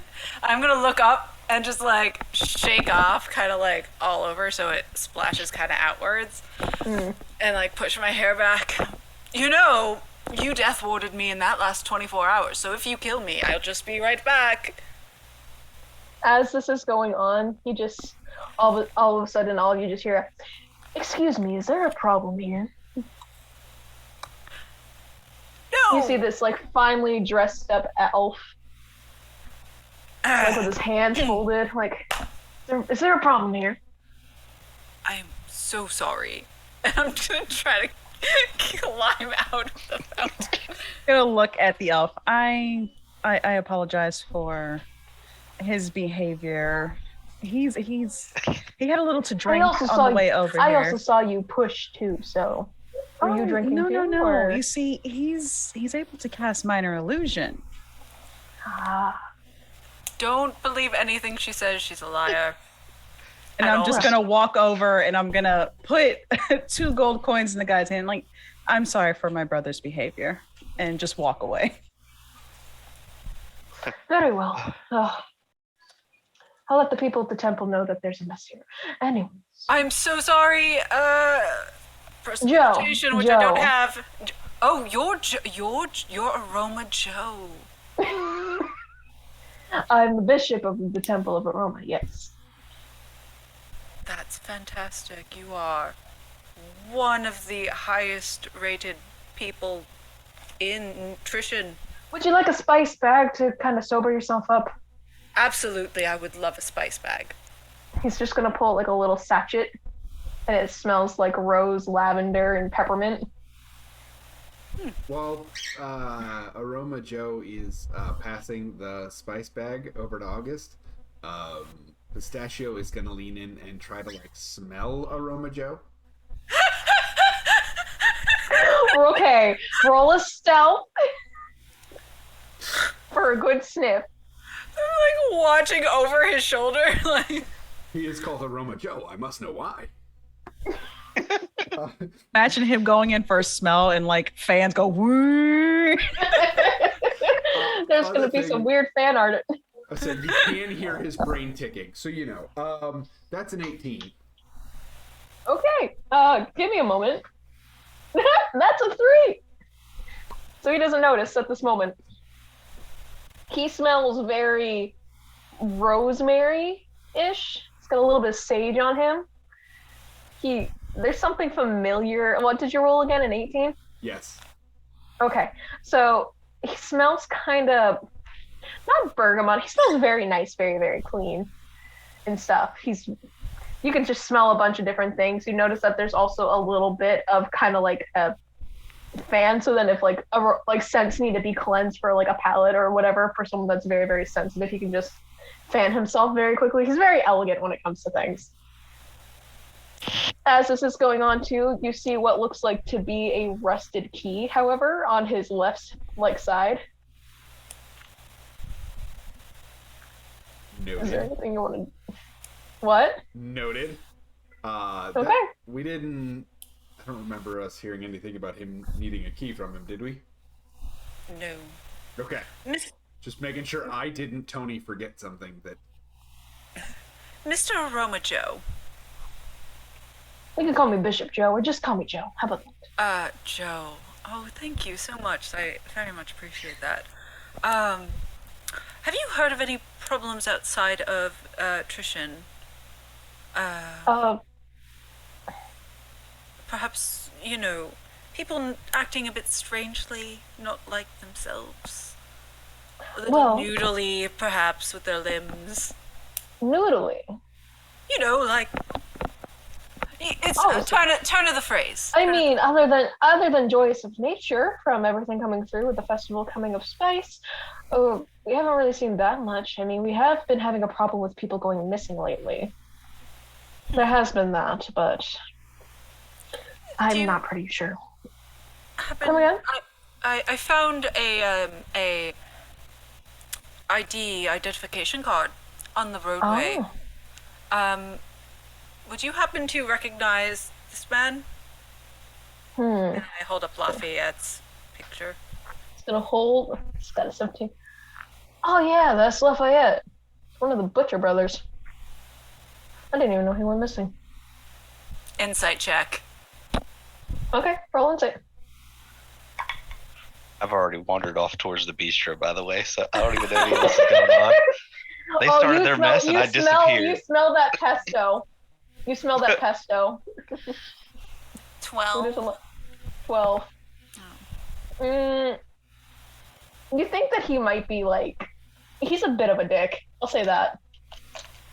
You're less hot than I thought you were. I don't say that out loud. Think it. Don't say it out loud. As this is happening and stuff, we're gonna cut the theme quickly. As you make it to the bistro, you enter in. Everything looks dandy. It's classical. There is all kinds of terracotta and brick just mixed in with it. Everything smells fresh and dandy, but for how good it smells and how nice it looks, the windows you notice when you walk inside are a bit tinted, as if you're not able to see much from the inside out. As that's going on and stuff like that, can you make me a Constitution save throw, please? Oh no. You left.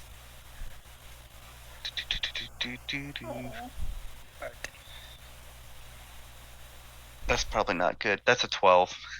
12, yeah. Hey, do you like the smell of lavender and chamomile? Because that aroma just hits your nose and it's relaxing your body. Just, so nice. Yeah, I'm just gonna stay As here you now. see what happens, basically, is someone kind of walks in and is like, hi, is there anything I can get you? Yes, I was wanting to get a table. Do you have a menu by any chance? Yes, I do, actually. And as you go, she kind of you see her eyes kind of roll back as you see what looks like to be meatballs, as just all of a sudden, we're gonna go back to the party. No! You're eaten by a spaghetti monster! I'm gonna private message. Would you guys like to go on break quickly? Would you guys like a break quickly or anything else like that? Like a 5-minute-er or anything else like that? Or would you guys like to mute yourselves while I talk to theme quickly? We can go on a quick break. I can go grab water. Okay. As long as everyone but theme kind of, hangs out for a quick bit. Oh no. You're eaten. Alright, I'm gonna... Yeah. It's just theme. I just need to talk to one person for a quick second, and then we can go to break. All right. Is everyone vanished? I think everyone got off their headsets. Okay, congratulations. You've been attacked by a spaghetti flare. Oh no, a spaghetti flare? A spaghetti flare. Okay. As all of a sudden, thoughts just fill your mind of the almighty spaghetti monster. The spaghetti monster. Yes. Oh no. The spaghetti monster. As you feel the noodles kind of just squirm up into your intestines going through your nose, I need you to roll another Constitution, please. Oh god, that's horrible.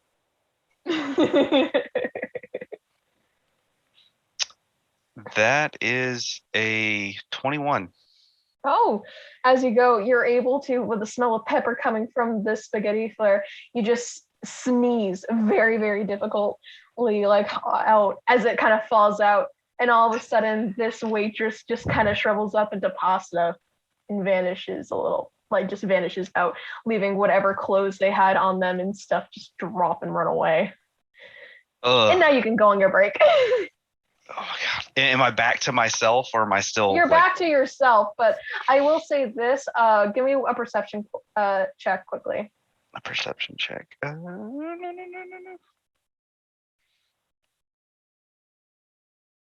That's a 13. 13. You see what looks like to be a trapped door, a dark place, like it's like flashing. So a trap door, a dark place, and a lot of pasta. Trapdoor, dark place, a lot of pasta. That is the time for break. So I'm gonna get a drink, but I think we're all set to tell everyone to come back. So Okay. You can come back.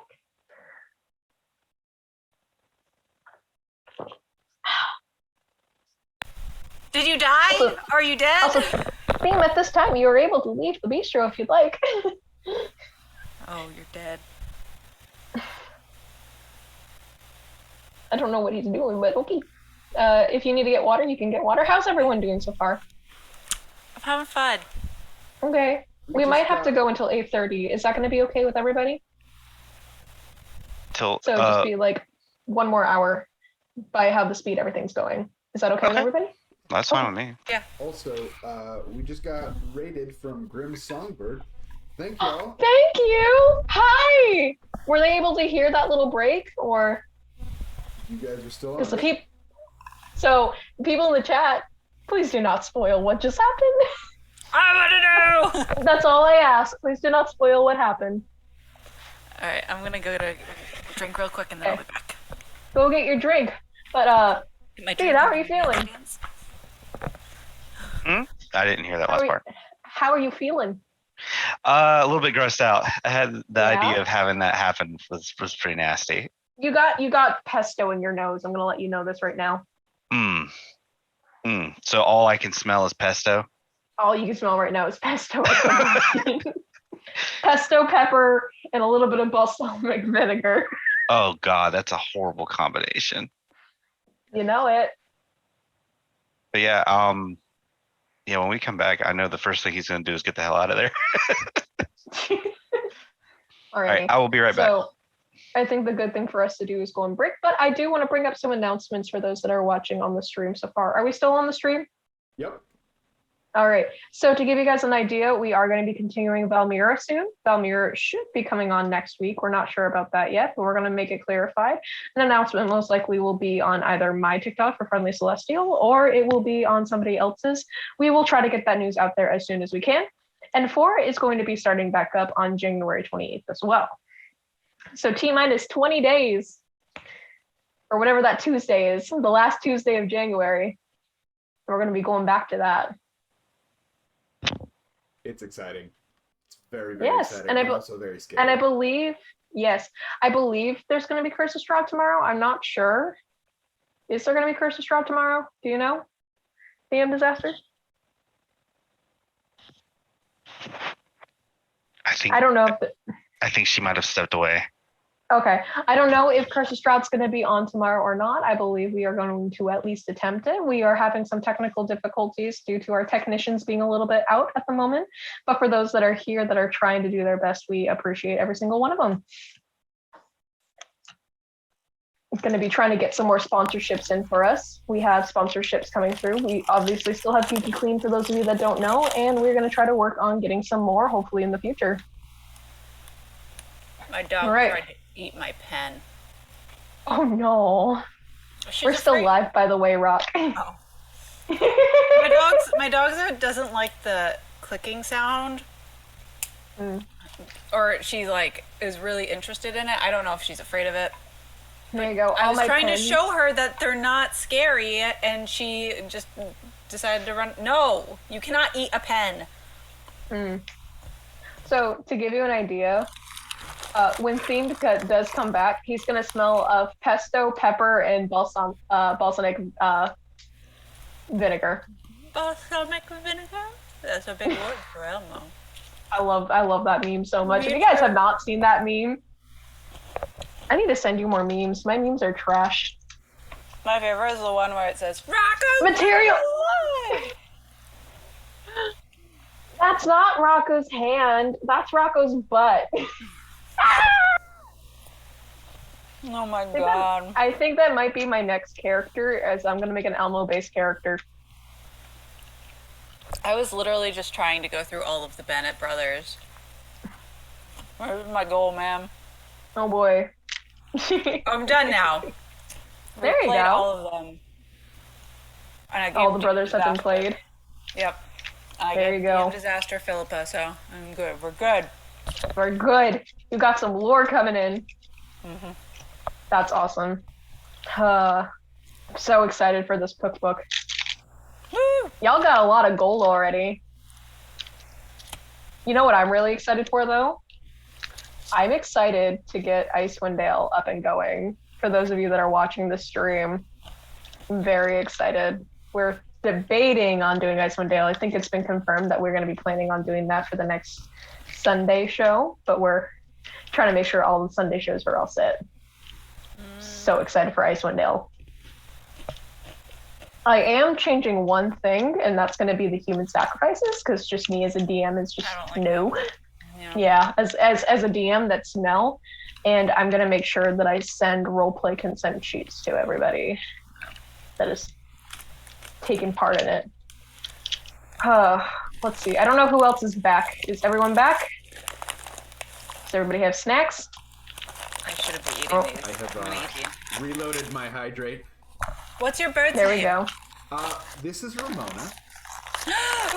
Ramona likes to come on stream when it comes to Infora. She does. Since I work a lot at this computer, she has a cage right here, and sometimes she decides arm length, and she wants to go back now. Arm length is not close enough, and accosts me in the middle of a stream. So I love her.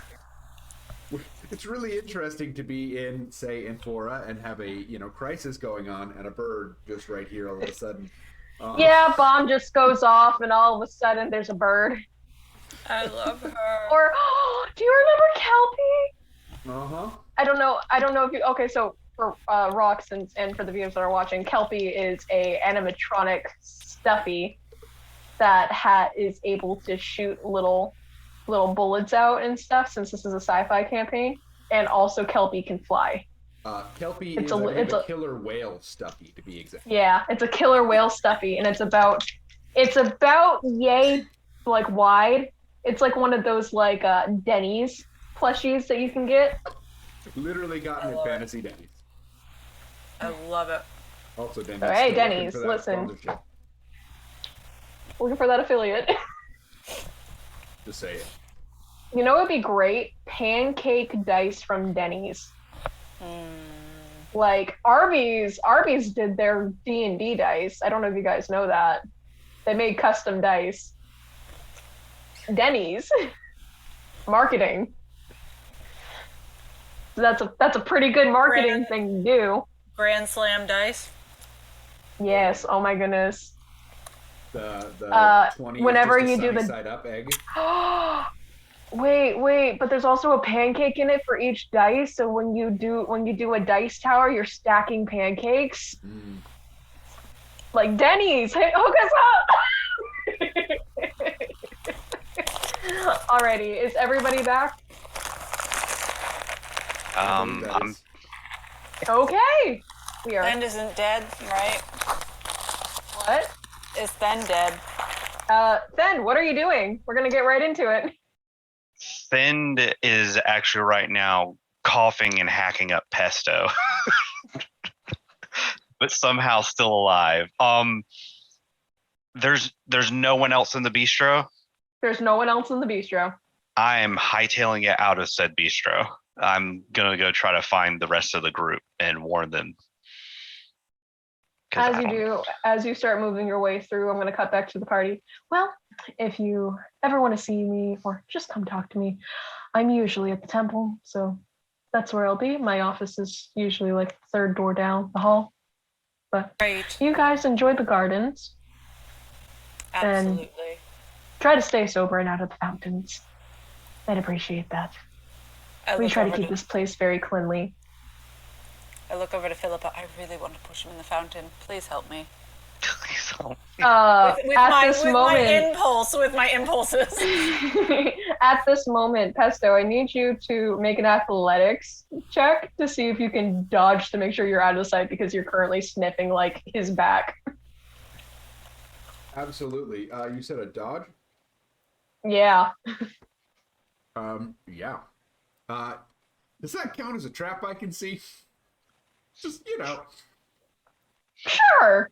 Well, I'll call it that. dope. I'll take advantage then. He doesn't know you're there. All right. Okay. Cool. That's a natural 20. Okay, you're able to move real quickly, and you're like able to he's gonna turn towards the fountain and then off to the other end of it. So as you do that, you're able to turn the opposite way. You kind of move into August a little bit, but not completely pushing them into the fountain, thankfully. Not again! Bishop Joe decides just to head on out. At this moment, Themed is currently running to the group. And now the group is no longer split. Guys, I just got attacked by one of those pasta monsters. Why are you covered in pesto? Are you bleeding pesto? It tried to eat me. I don't know. It just shriveled up and died for no reason. I thought I was dead. Look, Breadsticks. terrible. I'm hoping I don't smell terrible. All I can smell is pesto. This is And also okay. pepper. And balsamic vinegar. And balsamic turkey. vinegar. Is it Pistachio- balsamic? Is that how you say it? Because I've been saying balsamic. Oh, it's balsamic vinegar. It's a big word for balsamic Ace. vinegar. It's a big word for Ace. Real quick, Pistachio is going to step around Theme and push him in the fountain. We can fix this. Rude. Gonna nice little clap. All of a sudden, Themed, you fall into the fountain. The betrayal. You no longer smell pesto in your nostrils. Come back up. I guess thank you. My wish was that you would stop smelling, and I guess it worked. Did very well. Yeah, I'm thinking about pushing her in the water now. But I'm just going to get out and prestidigitation myself dry. Oh, please, me too. Can you? You could. Prestidigitation. I'll help you out. Thank you. If only I As had this mage is hand. 'Cause going I on, you kind of, from a distance, some of you are able to see Bishop Joe just look over, kind of lean over and look, and then start heading to the temple. I lean in. That guy's a dick. Well, hopefully your experience wasn't as bad as mine. It's over at the bistro. I think we should probably check this out because we don't want anyone else walking into that. Is it my concern if they go into a bistro? We have to sleep here tonight. I don't have to sleep in a bistro. I'm not sleeping in a bistro. No, but we have to sleep in this town tonight. We don't know if whatever attacked me in there might try to attack us later.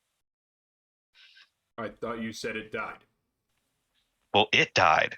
But As this is going on, you see just a little robot kind of roll up with a cheese platter, just being Yeah, free and I samples. was just watching. This is the background, just going through. Continue, but I'm just giving atmosphere. But yeah, I remember getting a sense from the creature as it died. I got a vision of a dark place and a trap door and tons of pasta, just tons of pasta. Maybe that's where it comes from. I'm in. I'm in. Sure. Sure. You just heard pasta and you're like, oh, okay. God, I love food. August, darling, you shouldn't Love food. act so. You should think before you do things. Leo would not appreciate your Which actions. is exactly why we go find the pasta monster and eat all the food. And you're going to tell him about this, that you fought a pasta monster.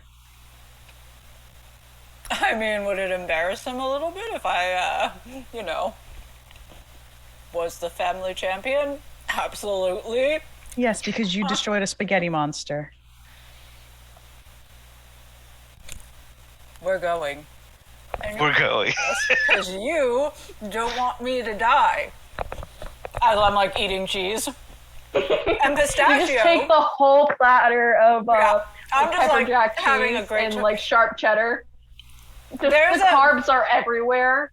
There's a mental image somewhere of like in August's brain from like the past of him standing in this like really flamboyant robe that is definitely not his own, like holding a fancy platter, just like taking stuff from this noble's house and just like eating cheese.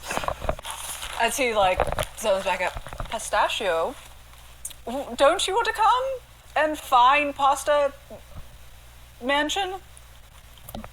Pasta. You mean the giant pile of pasta that makes people Yes. into actual meatballs instead of almost meatballs, not quite meatballs? Pasta Horde. I can lead you all back to where I was attacked. Can we bring lots of butter? As much as you can carry. He ate cinnamon. And a cookie. Did you really? Cookie. Where does it go? I have not looked inside myself.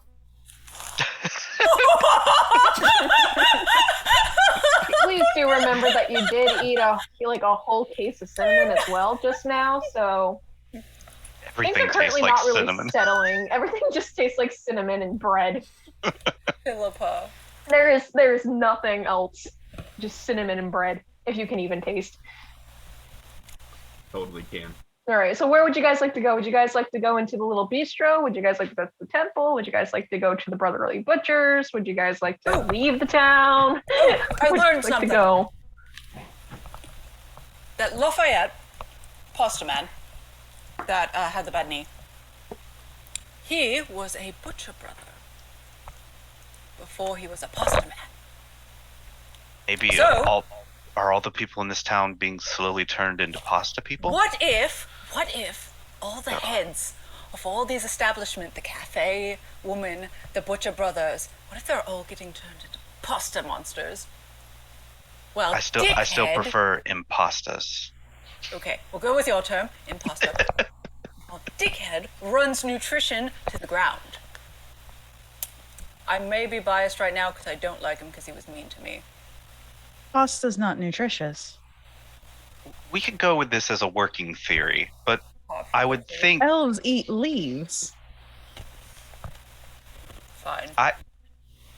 I find that extremely offensive. I was raised by an elf. They do not just eat leaves. Don't. Hey, DMDisaster, could you roll me a history check? Poor thing. That is a 24. You could barely see an aura within the silhouette of Mr. Joe. You can barely see an aura. Apologies for my dog barking in the background. She's gonna tap at her glasses. Just he doesn't have much of an aura. The pasta monsters, the pasta men, Lafayette Spaghetti Man, doesn't have one. He barely has one. We don't have to save that one, right? Could this be taking time? Like, do they change over time? I'm still here. Just closing my door. Maybe we do need to save him. Though apparently Maybe that's it's just a little bit of infection, and it spreads like a virus. And she kind of looks at you then. I would prefer that not be it. Is there? Could you cast anything on me to make sure, like, I don't know, some sort of restoration spell or something? I have You can see spared the that his dying. aura is very bright. He's got a lot of aura on him. She's gonna go. I have spare the dying. If that would make you feel any better. Not really. I spoke to Kellenvor and he said that your time is coming soon. Relatively soon? In the Like- next 20 minutes. The next 20 minutes? I only have 20 minutes to live? Yes. Phillipa, tell him the truth. There's at least a half hour. As this is going on, you guys notice that now it is currently nighttime. Are there still people walking around? There are some people walking around, but places are starting to slowly close. So you guys The people need to that find are walking around, can I see their orbs? Are they as bright as us? Yeah, they're as bright as you guys. Some are brighter than others. For instance, they have magical classes or whatever, so you're able to notice that they have that naturally going through. It's hard to see inside some of the buildings when you look through people with the glasses on. I'm assuming you still have the glasses on. Yeah. But when you look at the bistro, you don't see a single thing in the bistro. As if something's kind of blocking it. You go and look near, you can make a perception check actually for me. Okay. Perception. Nat 20. Nat 20. Okay. I'm going to say as you go and you turn around, you can see that they're like for the distance of what you can see people in the temple kind of going through. You kind of still can see Bishop Joe's from a distance, very, very faint because, you know, the temple is a little bit farther away. But as you guys are going through a little bit, you notice that a little bit down below near the temple, there's a faint aura underneath the temple. Yeah, I'm gonna point that out. I'm actually also gonna look at Pistachio. Pistachio, are you able to pull up maps above ground and below of locations? Do you have these documents? Well, if I had them, then I wouldn't be asking. I can lift them, yes, but this is... He's just gonna pat him on the shoulder. There's something beneath the temple. I'm not entirely certain. There is some form of life down there. Their aura is faint. So you're saying it's not quite Oregon? No. Who is that? What? Wow. Okay.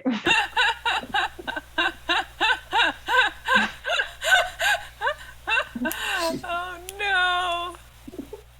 I wanted to laugh, but then no one else laughed, and I was like, this is better.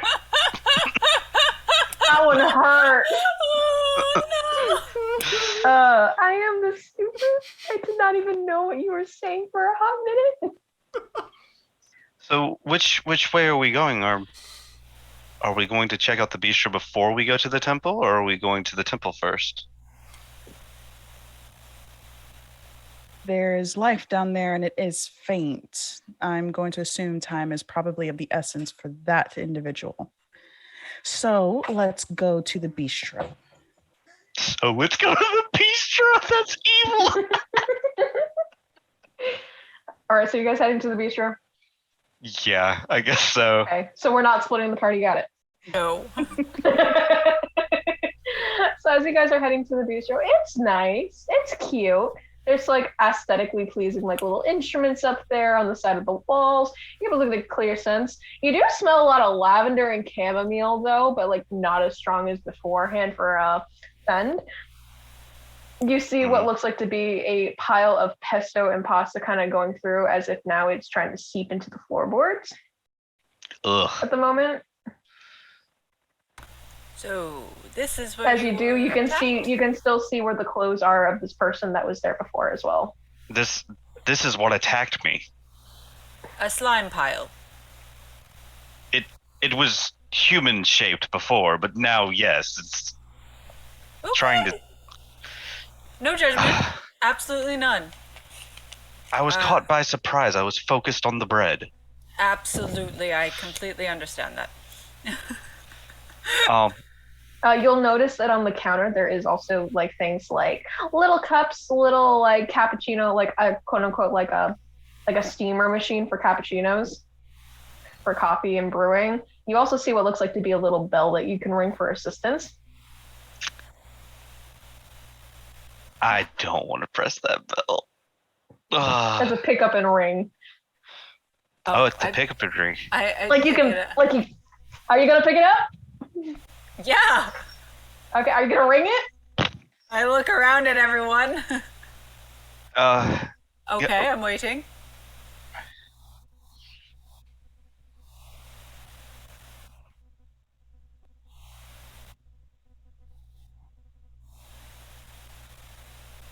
It's true. Or we could bring it now and see what comes out of the shop. Or we could hide first. I'm very good at hiding. And then we could bring it. Or does Philippa, my darling sister, my very talented darling sister, do you happen to see anything in the shop? I'm gonna ring it. Oh my god, no!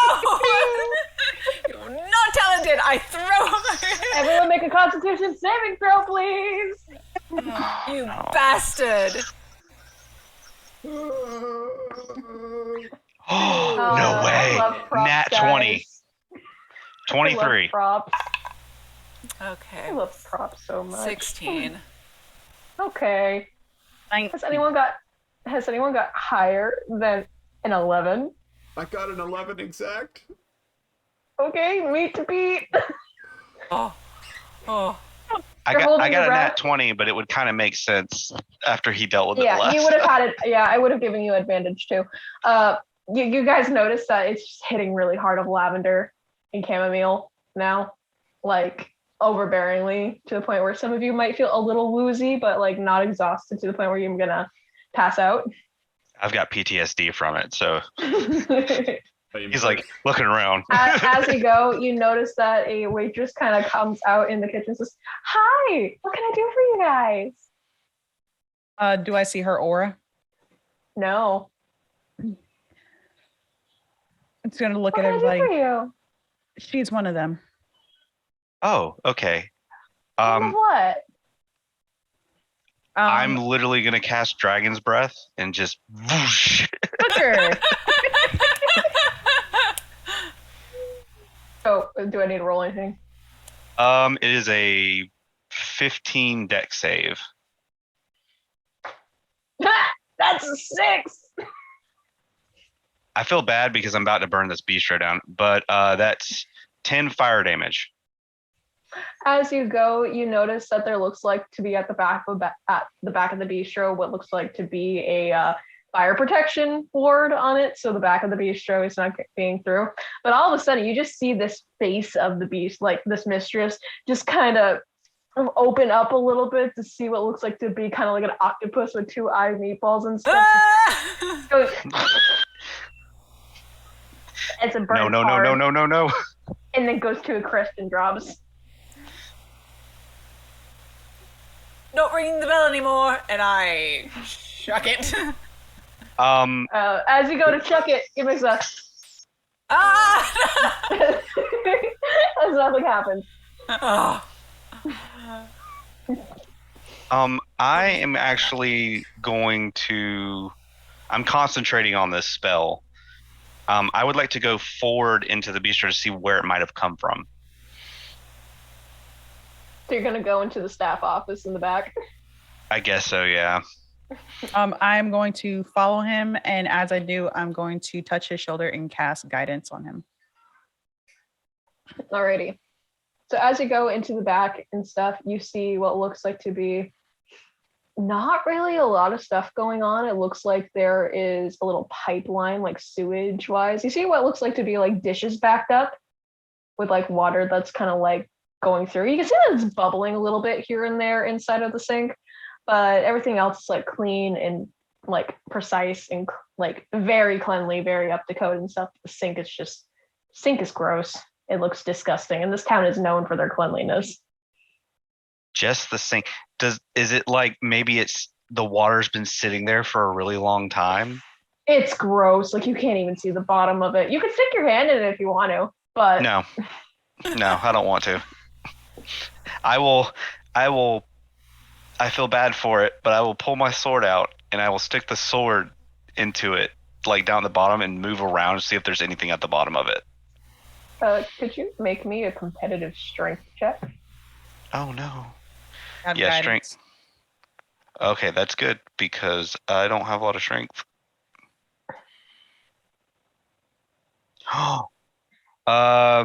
What does guidance do? Is it D4. D4? Okay. Because it's a 20, but I want to know. It's not a nat 20. It's a dirty 20. Oh, there you go. Okay, you beat it. As you pull up, you see what looks like to be like just pasta, just like connected to it, just like trying to pull it down. As you pull it up, though, you see that it's bleeding out marinara sauce. Yeah. As I'm pulling it up, I'm just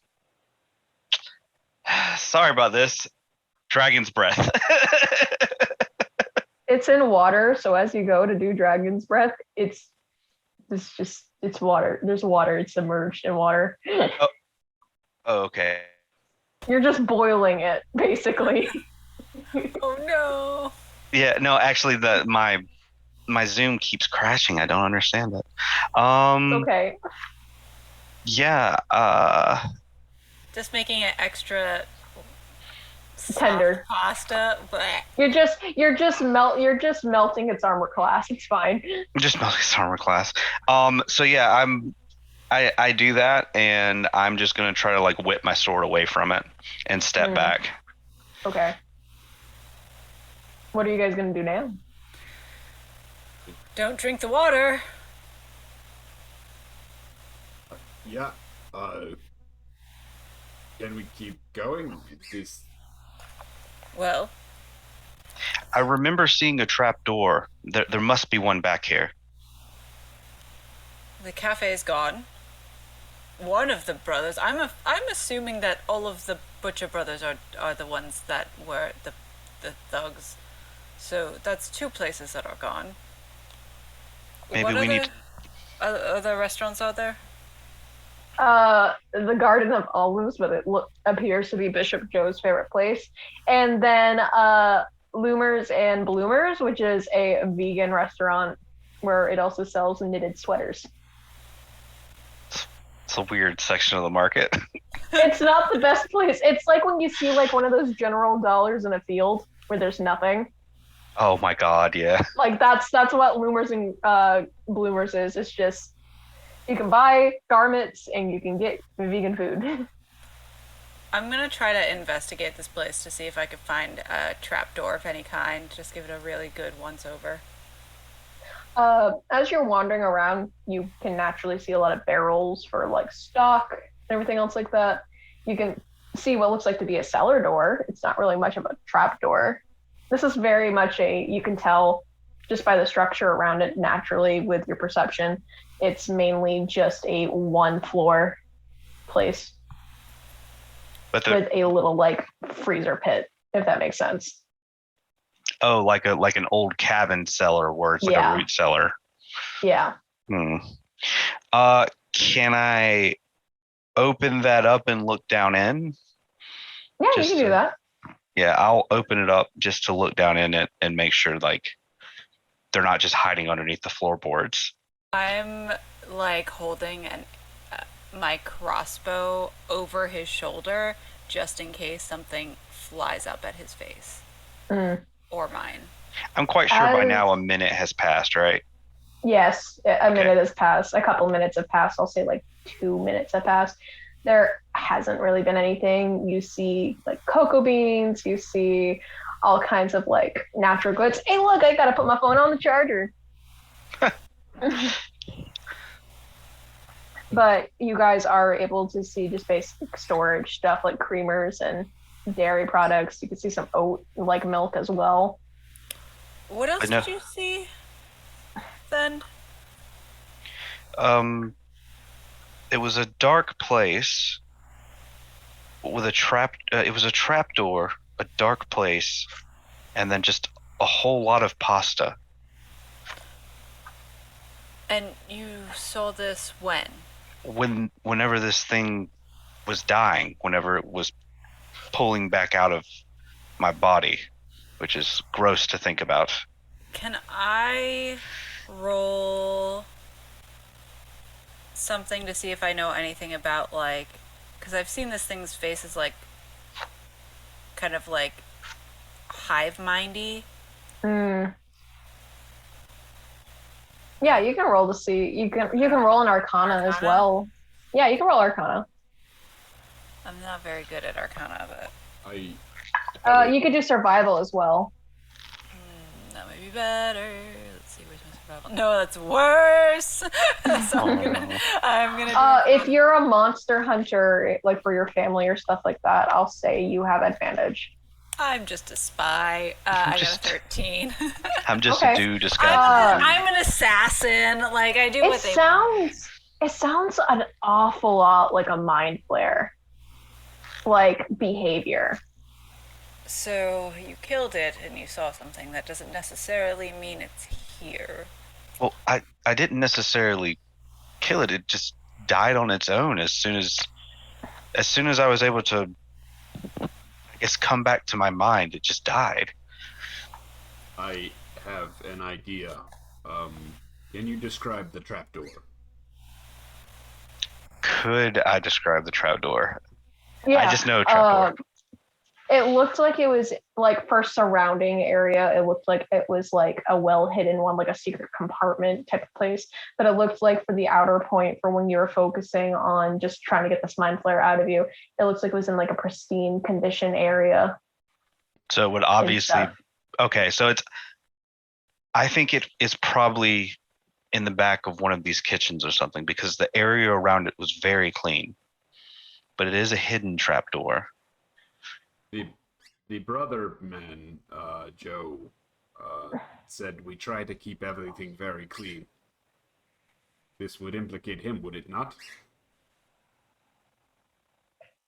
Maybe. His Also, aura is fading. I think there may be pasta in the sewers, and he's gonna rip the U-bend off of the sink. Just to find out if the pasta goes all the way into the sewers. As you rip it off, you see that there is just what looks like to be just like a line of like lasagna pasta like pulsating and stuck in the sewer because it can't move or anything. I'm so sorry for the description, guys. So grody.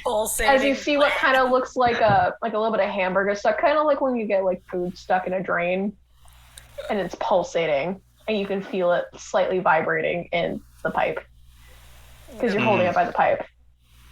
As it slowly starts to kind of crawl out slowly. Yes, I am. That's then I as it sort of crawls out, he's gonna turn that side down and shake. So like you would a cheese thing on, just shake the crap out of it. And if it lands on the ground, stomp it. Okay. As you go, I need you to roll to attack. Absolutely. Because this is alive. As you go and you see what looks like to be like mini meatballs and stuff, kind of like almost spider-like, as it's like flopping and it's starting to head up and try to get onto your leg and climb up onto you. Okay. It's not okay. Yeah. So that is a 17. 17. You're able to shake it off and just step on it easily, and you're kind of like die, as it becomes mush spaghetti. Gross. So it is not in the sewers. Oh god. I think we need to check out Tower Basement. I know how much Phillipa wants to look towards it. Well, But- I mean, we need to check that out. And oh god, I forgot the name of it exactly. It's the Five Guys place. The brotherly butchers of Yes, Five Guys. Currently Five Guys. now 4 guys. Yeah, we need to check out both of those places. You It don't is want to check currently out now- Loomers and Bloomers? I mean, We should go there. We can get Mama a sweater. but is pasta vegan? At this time, you hear the temple bell ring 11 times, signifying that it is 11 p.m. at night. Oh, look, August. It's your time to do your job. Go sneak in. Listen, people usually like when I sneak into places at 11 o'clock at night, so I walk out. At this point, you would know that some of these places that are stores would be closed, obviously, for night. So if you're going to go into somewhere, you'd be breaking in, which is obviously against the law. And the only place that'd be open 24 hours would be the temple, because if you go and yell sanctuary, people would let you in. It's like safe haven type of ordeal. And also the pub, like inn, is also open. So you guys are. I have a suggestion.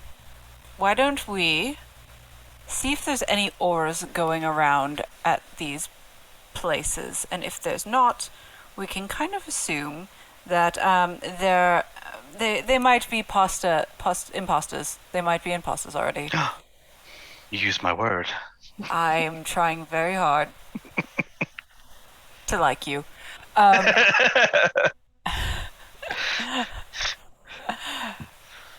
And if there's no auras, then we head to the temple, where there's still one that's very faint underneath everything. We might be able to save someone that way. Or get eaten. But at least we're trying to save somebody in the process. But as we would be sneaking in somewhere, you would be leading from the front, correct? Absolutely. That Are is you guys what planning I to leave do. the bistro? Yes. Yes. All right. As you guys are going out, DMDisaster, as you are wearing the glasses, you would easily be able to see there's more than one aura that's faint underneath the temple now. Like more than one. How many? Like 2 or? Like you can like tell that it's like maybe like 3 or 4 now. Okay. No, And also the streets are completely dead at this time. she's gonna just, now there's 3, possibly 4 auras. One down there, one that I can assume would be the bishop. The Sorry? others, I'm not entirely certain.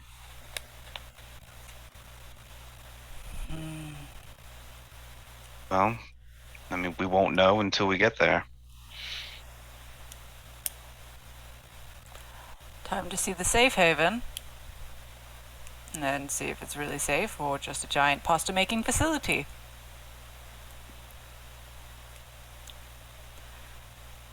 So that's where you guys are planning to go, is go to the temple? Yeah.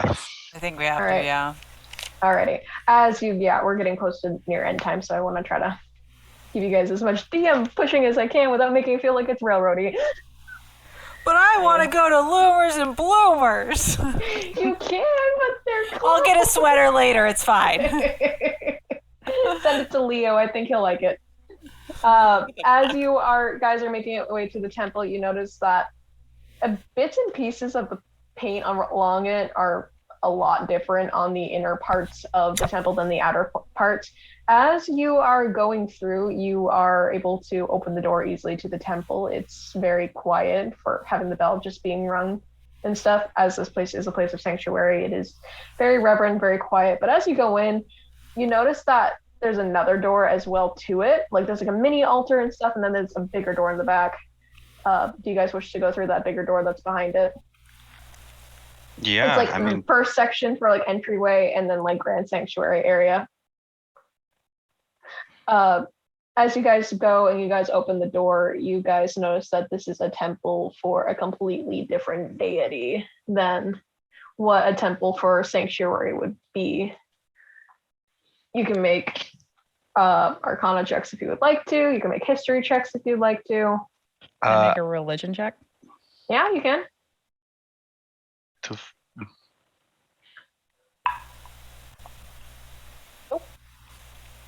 I would like to. Yeah, I'll make an arcana check.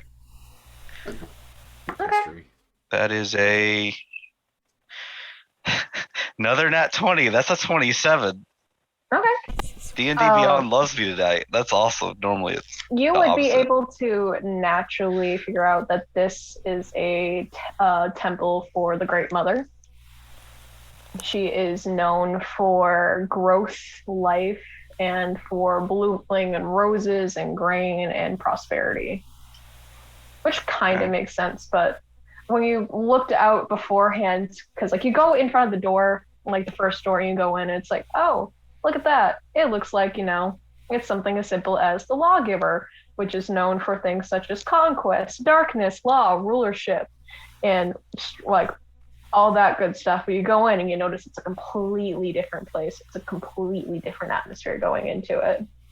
See what looks like to be like a little altar in the very, very far front. There's very few pews. There's some library books, and there's also what appears to be a hallway as well.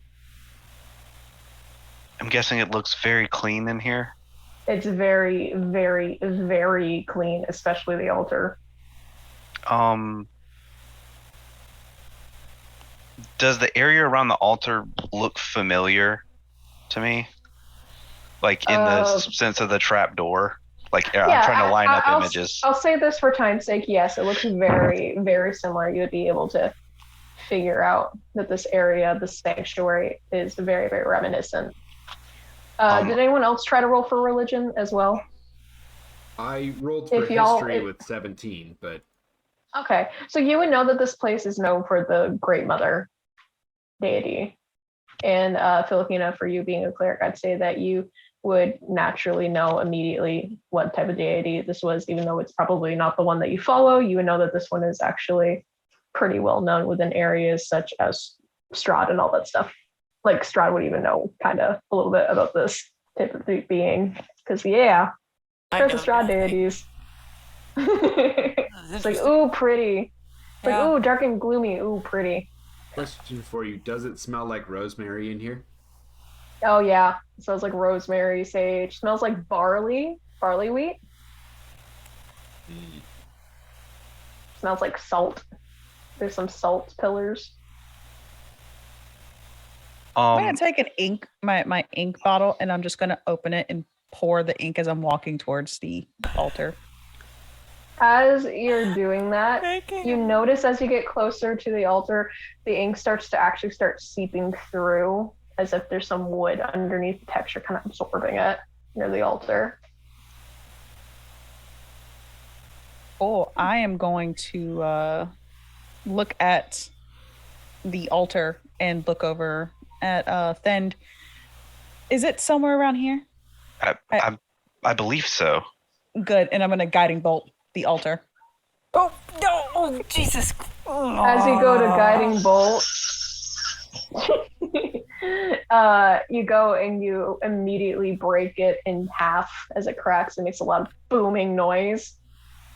As all of a sudden you start to see someone running out, and you see that it is Bishop John. He's like, "What are you doing in my sanctuary?"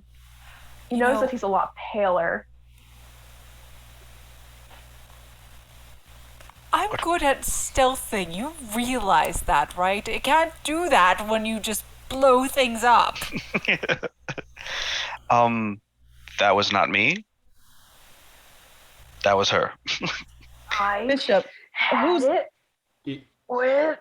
And you just notice that his speech starts getting to sound kind of like boiling water, as all of a sudden you notice that strands of his flesh are starting to pierce out as he starts to grow a little bit bigger and enlarge himself in wrath. I told you. As now standing in front of you is a 2 meatball flying spaghetti monster. Roll for initiative.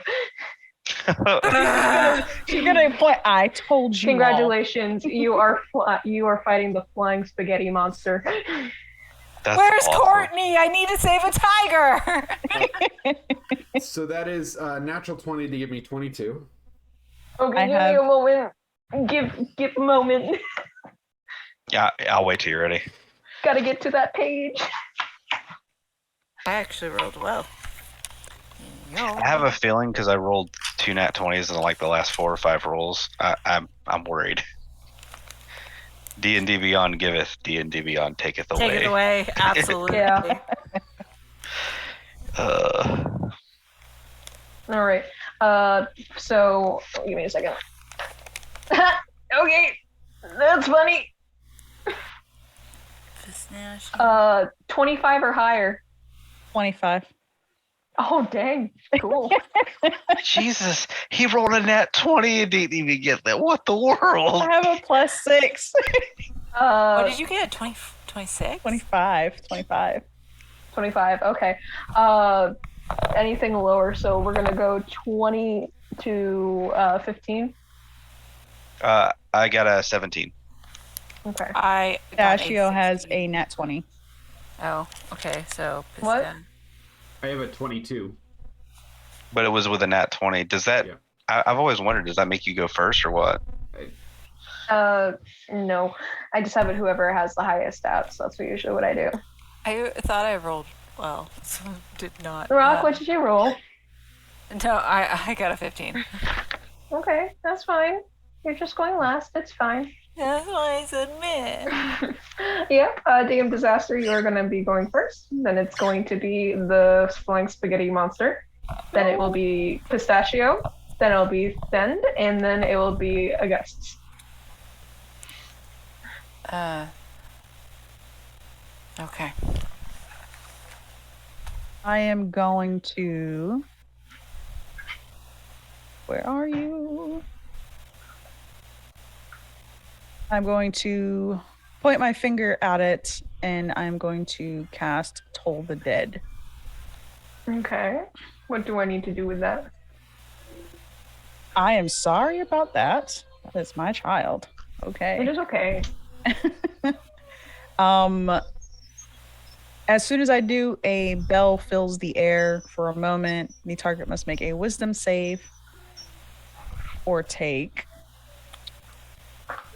2d8 damage. Does 21 fail? No. Okay. Because it's very smart. So, am I taking any damage or? No. Okay. So yeah, that was ineffective. Good job, Phillipa. You really scared it. Is there anything else you're going to do to this flying spaghetti monster? He is currently 40 feet in the air. No, I am not. Okay.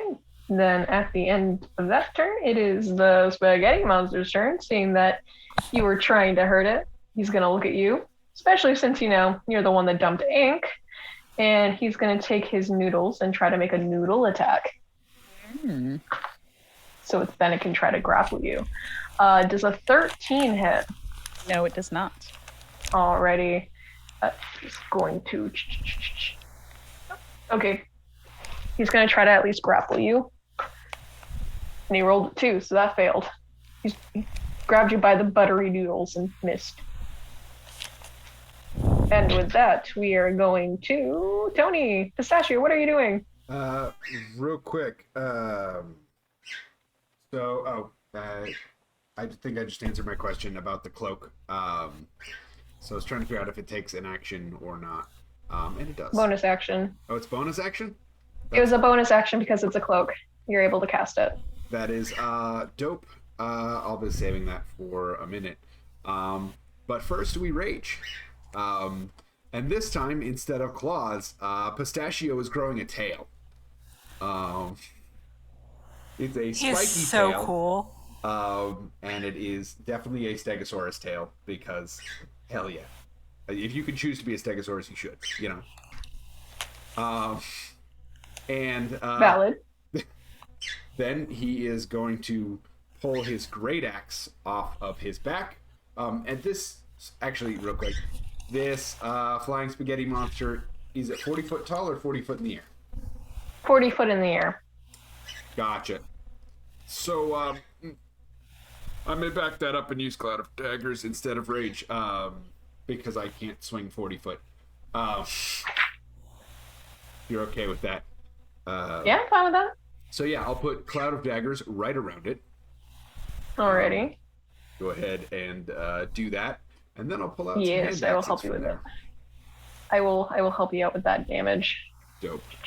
Because I think it's spell casting. No, it's AOE. So 4d4. Mm-hmm. Yeah, 44 damage. All right, I'll roll. Because he's stuck. Because it's within a 5 feet cube. Where do you want to aim it? Um, Because you can name it for noodles. You can name it. He has 2 big meatball eyeballs, so you can aim it at his eyeballs. You can do that. I will say that if you destroy an eyeball and stuff, he will have disadvantage at looking for people. that is then for sure what Pistachio is gonna do. go for the eyes. Okay. Well, Each one is like 15 feet apart. So roll that damage. start with one. By the way, this is like the most awesome smelling fight you guys have ever had. It smells like garlic bread marinara, like garlic butter. It smells It's almost great a shame for it how had to come to this. That is 5 5 damage. with 4d4. Yep. Okay. That's brutal. Yeah.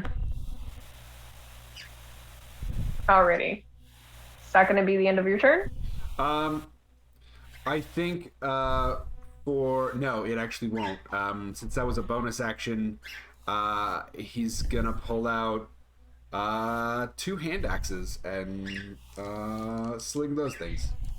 One Alrighty. with attack and one with extra attack. So, Okie dokie. that is a 17 to hit. That is. Okay. So that's 8 damage there. And then that is a natural 20. So 22 to hit. Double damage that. Dope. And that is a 12 to hit. Or 12 damage. Okay. And that will be that'll be his turn, other than probably some movement futilely trying to jump super You high, just but not see- making it. As this is happening and you throw some of it, you notice that near the edge of it, you see a window break due to some of the pasta noodles, part of its body just chop off. As you just basically angel hair cutting this flying spaghetti monster. There we All go. right, on deck, we are at James. And did you roll for your familiar? Actually, he's not here yet because remember, I had him go into the pocket dimension. It takes an action to bring him back Okay. out. On that note, I'm going to use a bonus action. Actually, no, wait.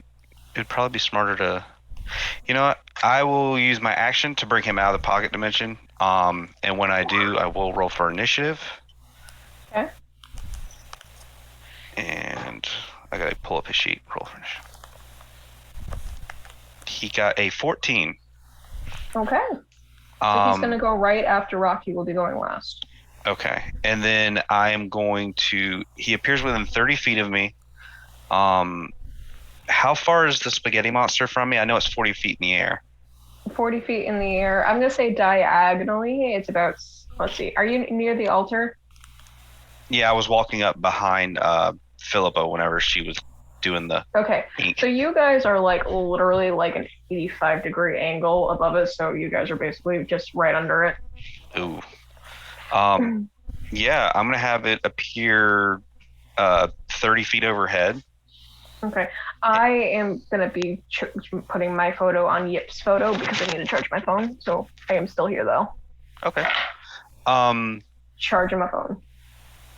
Yeah, so I have it appear 30 feet above me, and then at 3rd level, I'm going to cast Dragon's Breath on the owl, Okay.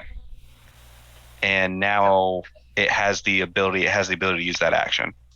Okay. Is that the end of your turn? Yep, that's everything I can do.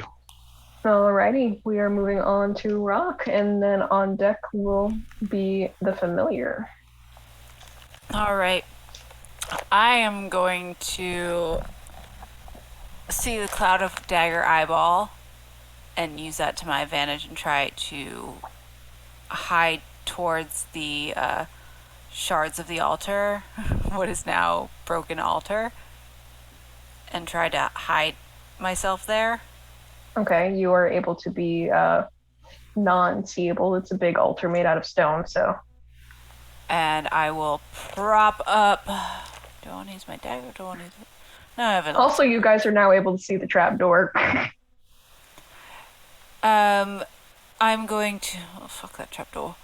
For now. And I'm going to use my short bow.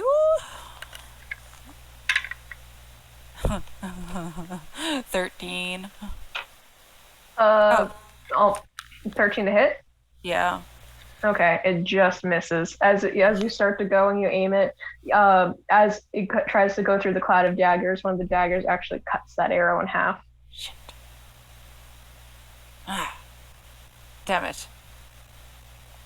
I just stay hidden.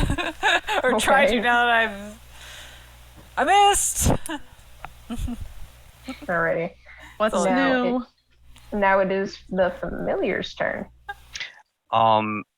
It can move up to 60 feet and around. It has flyby. So I'm going to have it basically fly up and fly by as it sprays it with acid, because you can choose which breath. I'm going to have it use acid breath. Okay. It needs to make yeah, it's a 15 dex save. Okay. And I rolled a 2. Thank you. As in a natural 1. Wow. It takes 15 acid damage unless it's doubled. Yeah, it will be doubled since I rolled a nat 1. Then it takes 30 acid damage as this hawk basically just sprays acid all over it as it flies by. All of a sudden, you just see one of these eyeballs just pop as marinara sauce goes all over this owl. Really? It is greasy. It is gross. It's nasty. No. As now it is DMDisaster's turn. Okay, I am going to... Oh, that's disgusting. I'm gonna make you guys not want pasta for a bit. We were actually gonna have spaghetti for dinner tonight too. Yeah. Were you gonna order from the Garden of Olives? Olive Garden. Like, you know what? How about we don't? Last minute, she changed her mind to pizza. Yep. Still got marinara sauce though. Yeah, I am going to... I'm just gonna cast Guiding Bolt again. Okay. I'm actually gonna do it at 3rd level.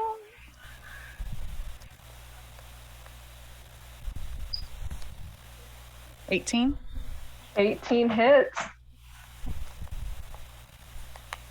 That is 17 damage. Alrighty. And the It next is not attack looking roll, good as you start to notice that it's starting to lower itself. the next attack against it is at advantage. Okay. Well, is that the end of your turn? Yes. All right. It is his turn, and he is going to do a marinara blast. So it's going to a marinara blast. So what it's going to do is it's going to spray acidic marinara sauce within a 60-foot cone. Like the front of the altar. So within range of pretty much everyone but Rock. I'm in it. I don't do the altar. Take cover. So everyone needs to make a dexterity saving throw. Thank God for danger sense. I'll say if you have a shield on you, then you are able to use that for advantage. What if you can cast shield? I'm gonna say, due to it being a very, very quick blast, that you wouldn't be able to use it. But the next time, if he does it, you'll know it's coming. So for the next round, you'll be able to if he does it again. Okay. That's a 16. 16 Okay. dex save. Anything higher than 15. Oh, did you get hit? I got a 7. Okay. Give me a moment. Gotta roll your damage. I don't think I have enough d8s. Spaghetti sauce. I can roll a couple over here for you if you like. What? This sounds could strangely like you- a fireball. Could you roll me 1d8 on your side, Tony? Yes. Well, we're gonna go rainbow and hope it helps. That's a 1. 19 acidic damage onto you, love. As now also your hair, if you are a blonde, is currently marinara sauce red. No, she has black hair. None of the Bennets are blonde. We're not that lucky. It hurts. It hurts your eyes a lot with the garlic salt and the onion powder. It just hurts, man. My acid burns reflux. us. Yeah. My acid reflux is like, oh god, this is too much sauce. It's time for a Meprazole. Yeah. Okay. Does everyone else take half damage or no? Or is it No, save or suck? it's a save. So you guys are able to like either get underneath chairs or anything to like quickly prone yourself and then get yourselves back up.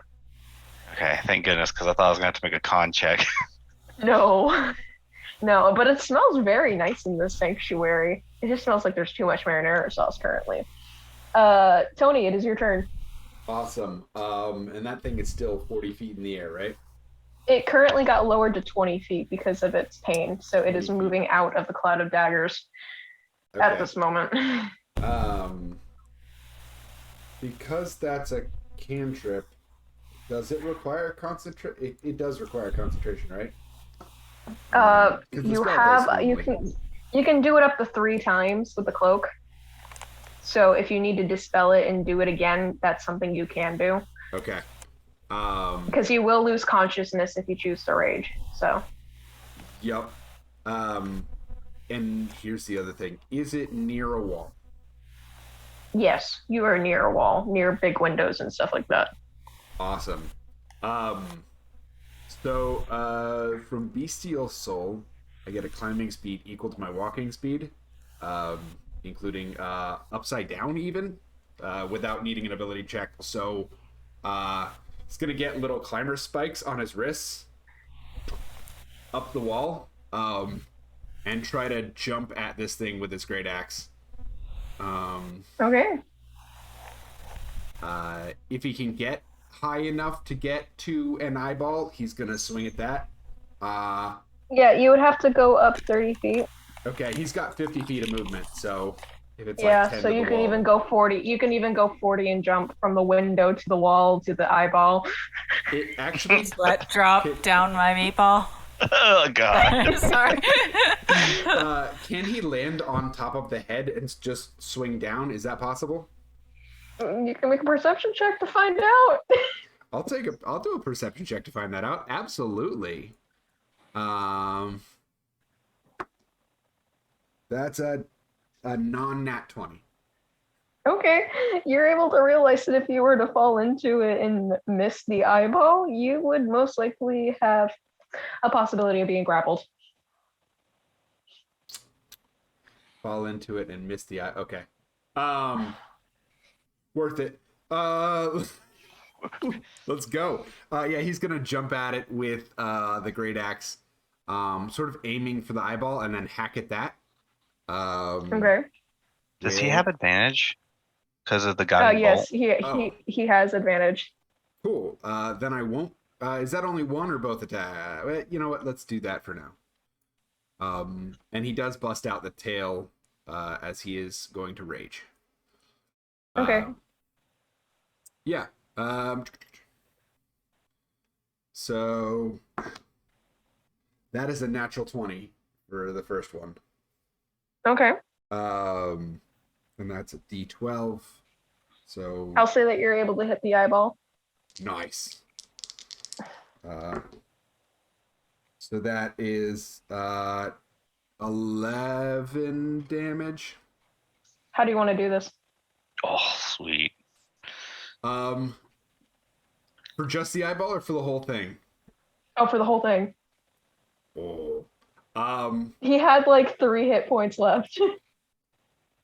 I think he's gonna write it down. So there's gonna be the axe and sort of like a Gimli style ride the axe down, splitting the monster in half, using his tail as counterbalance.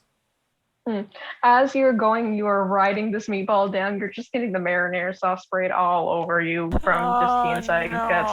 As all of a sudden, all the spaghetti slowly starts to fade down and start to dissipate in its own acid of marinara sauce.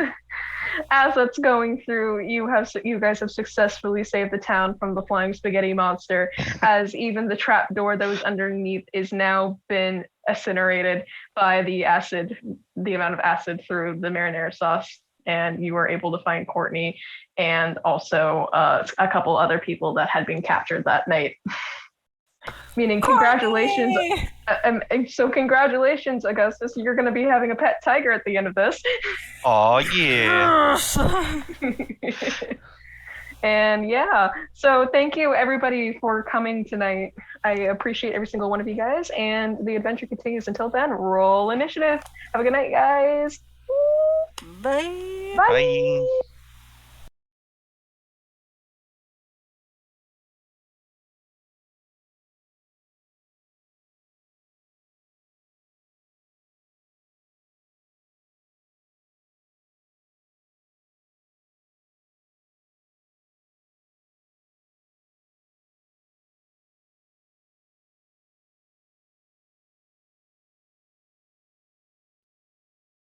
Hold tight as we are going to raid.